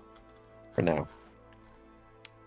All right. So you ask one of the elementals a question. Yes. Yeah. What's the question? So I wanted to ask, like, what brought you all here as part of your compulsion to serve under this troll? What kind of ritual, what spell, what binds you to this plane? A wish spell. You get the feeling in your head. A wish spell? A spell by the powers of that magnitude? And how... And what are exactly the orders that were distributed to all of you, amongst you, that you would follow?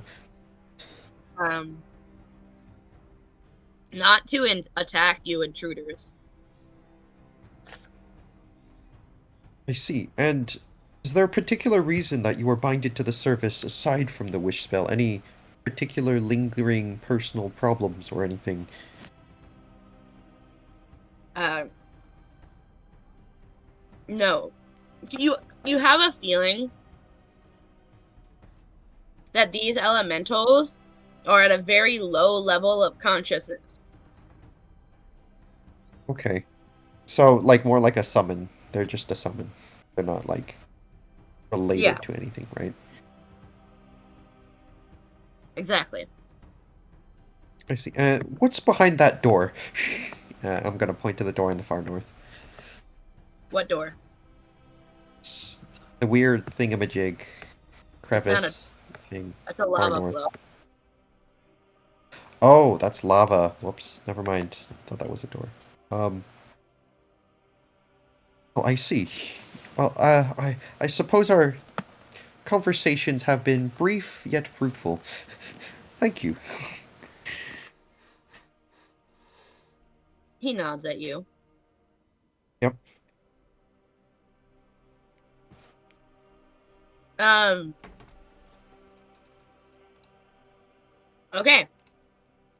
Brian, what are you doing? Brian is Brian's. You know what? Brian's gonna shadow patrol. No. Yeah. If you can. You're going to It do makes what? more sense. I'm gonna shadow the troll. It makes more sense too. Okay. As you do, you see, in behind this door is a, hold on.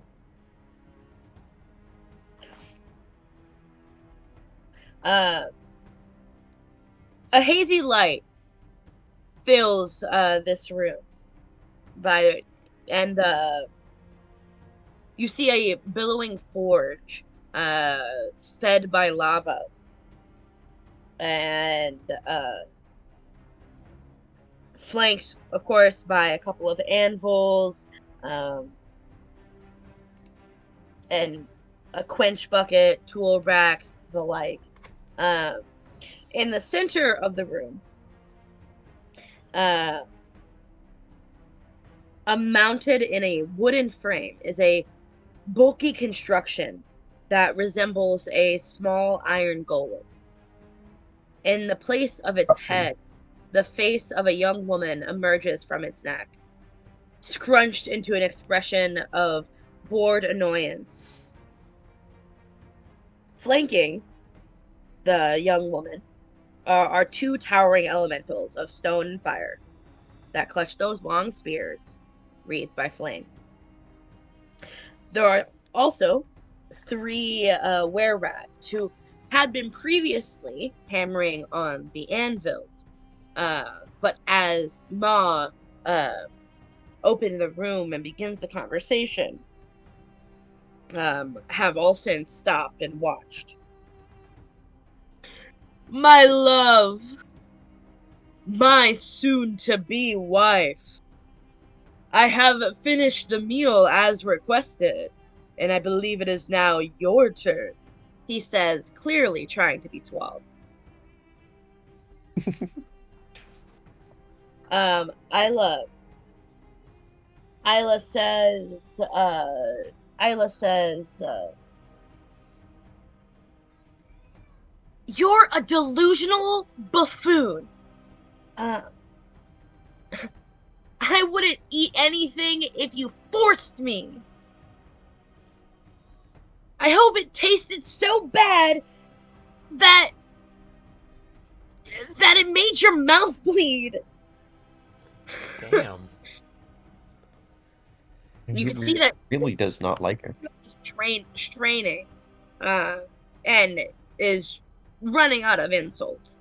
Uh, and he says, "Oh, Isla, I would touch you right now if I could. Your words soothe my soul.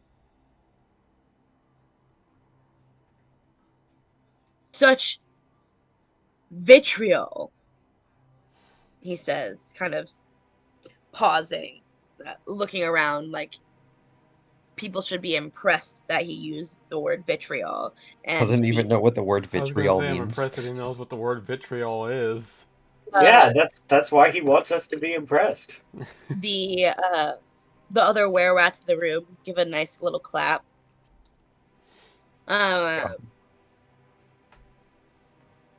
Won't you join me for this final meal before the day we are wed? Fuck you! She spits in his face. You can see his fists begin to ball in anger. What do you do, Brian? I'm gonna message her. Comply. We'll Her? get you out of this. Yes, Okay. comply. We'll get you out of this. Your father sent us. And then to him. Fine. Take me to our meal. We shall share it and enjoy. You say she Cannot. like you can hear her roll her eyes. She, to him. She cannot What? enjoy her meal. To him. Before he takes her away. To him. She cannot enjoy her meal as is. She has to be released from that. It's not ready to help her eat. You cannot touch her. But I can make sure that she is safe if we have some alone time. Ugh. I understand that you may not be able to so easily enjoy the meal that our chefs have made for you. If you are in your wedding gown,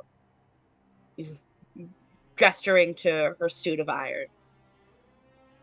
Uh, Alas, I have my friend here who will take you out of your gown so that you may enjoy our meal together. You must be alone. It is bad luck for you to see her escape her wedding gown before the wedding night.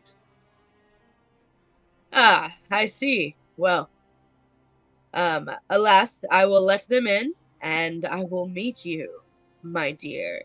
You see, a finger reaches out to touch the suit, before it hesitates a few inches before, uh, in my throne room, and he slinks his way back through the halls. Wait for us. This shouldn't take more than 15 minutes. All of you need to follow him.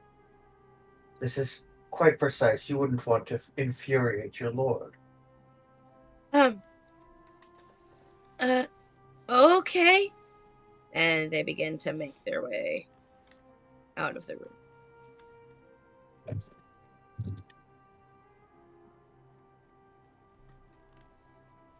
Um, Give me just a second. Go. Okay. As that's happening, Moonzik, what are you doing? I'm popping open this door You pop open that door with a 19. with a 19. That beats it. So let me second here.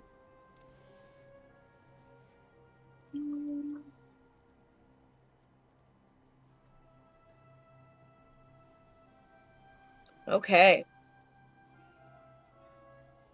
You open up that door. So where's the I learn golem? Gonna make Right. his way to the end of the hallway here and open the door. He's gonna kind of keep an eye, he's gonna keep in mind where he is in the complex. He's gonna open it slowly at first, as this might be the barracks of the were-rats.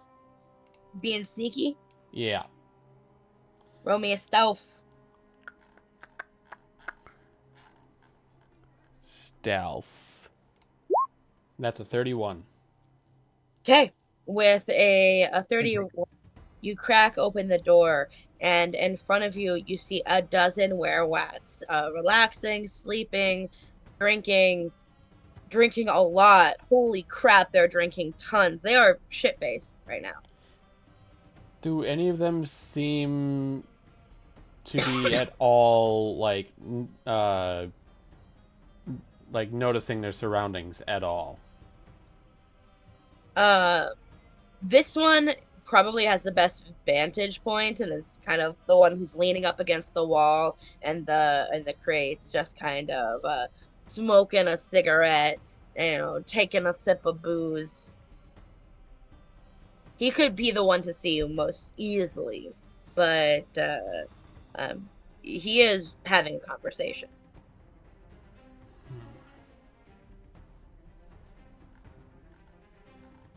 In fact, the conversation you see that he is having is that he is currently looking at this table where these two are playing cards with each other, giving signals to this guy.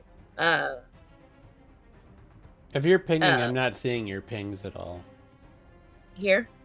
Oh, I'm sorry, I'm in the GM layer. Here. Okay. So this guy, Yep. leaning up against the wall and crate, reading basically the card hand of this guy and giving signals to this guy about what his cards are. So he's very Okay, so they're cheating at poker. Got it. he's very much like all of his focus is on doing that. Yeah, he's focused pretty hard, but though his position across the room and given his alert level, if he sees something, it wouldn't be hard to take his eyes away for a second, right? Is what I'm trying to Right. get at. I think I'm going to leave well enough alone, and I'm going to go the other way and meet back up with them in the throne room. Okay. And then You see Mog and a whole slew of were-rats and Fireboard, all kind of just hanging out around here.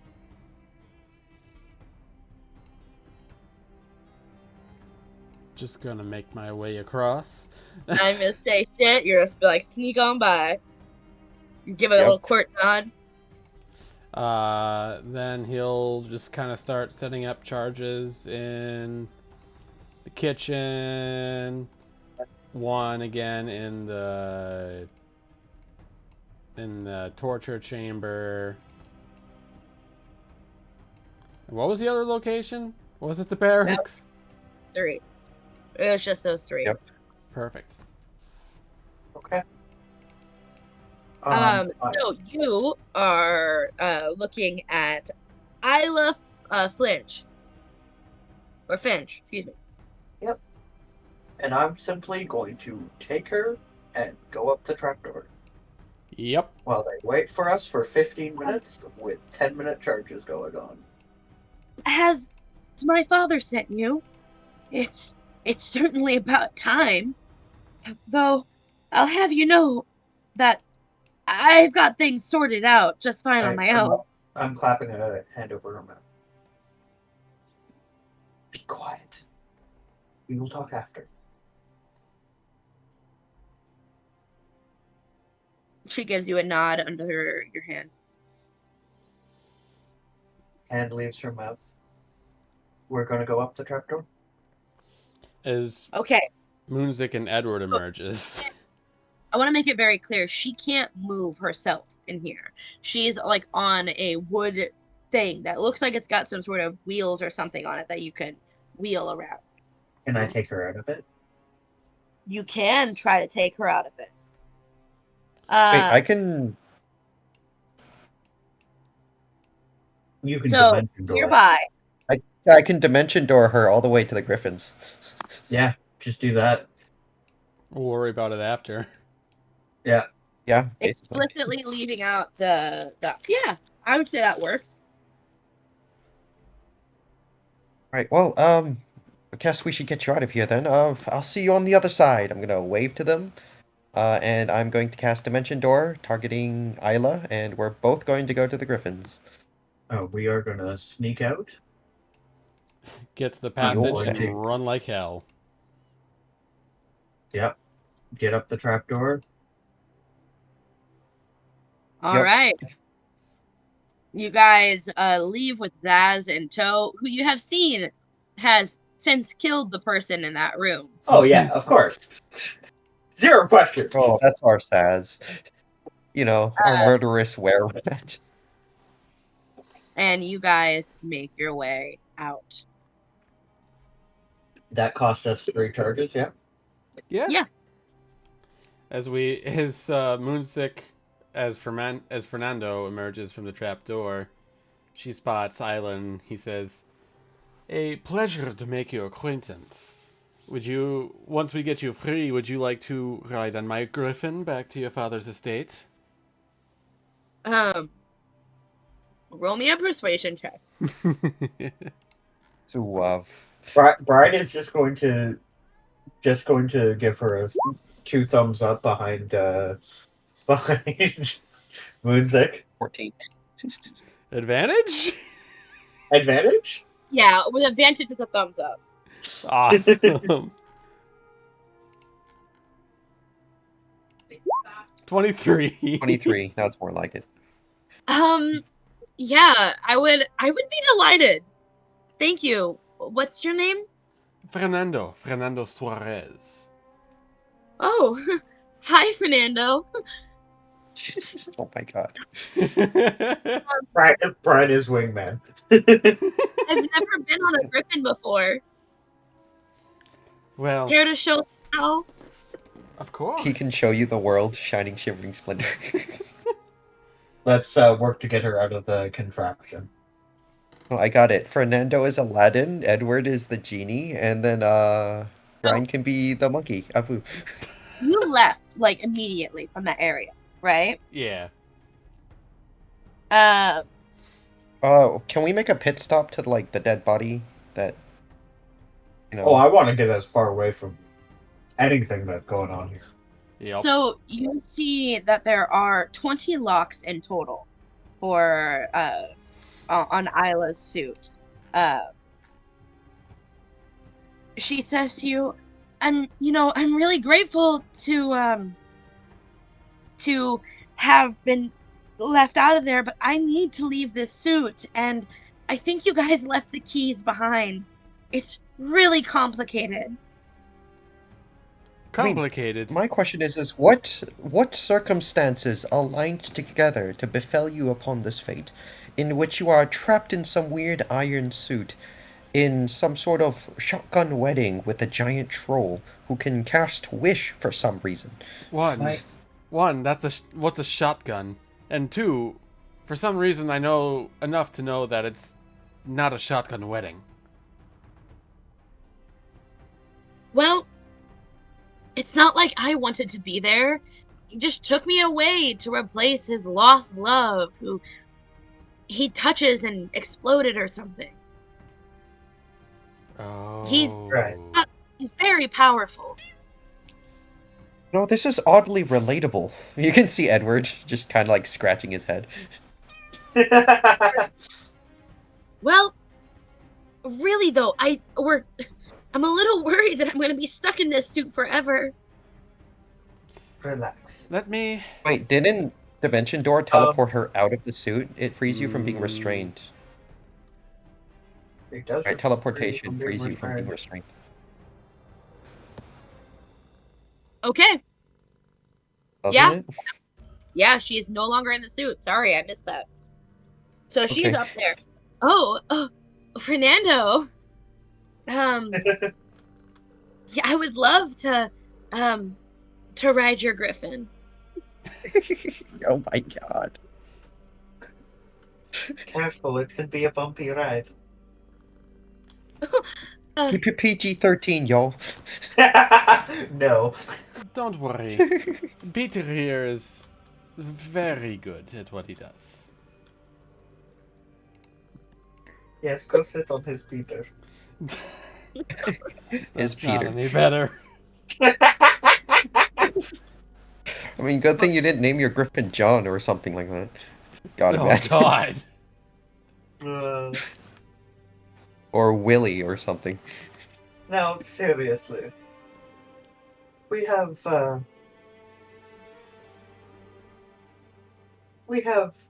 to get you back to your father. And it's late. And the ground very near us is about to... Be not ground. Let's go. So I do have a question though, real quick. There are 3 griffins and 4 of us. You're riding on Fernando's griffin. And what about you, Fernando? You're riding What are with me, you of course. Oh. We both can't surely ride the same griffin. Whatever, you guys go on ahead. I'm gonna phantom steed my way across and I'll catch up with you guys later. Actually, the steed is faster, so technically I'd make it there before you. Seems like the You guys- problem is solved. Fair You can enough. have my griffin. He doesn't bite, right? And, yeah. He snaps know. at he What's snaps His at name is Ridley. Eustace. His name is what? Eustace. And what's the name of yours?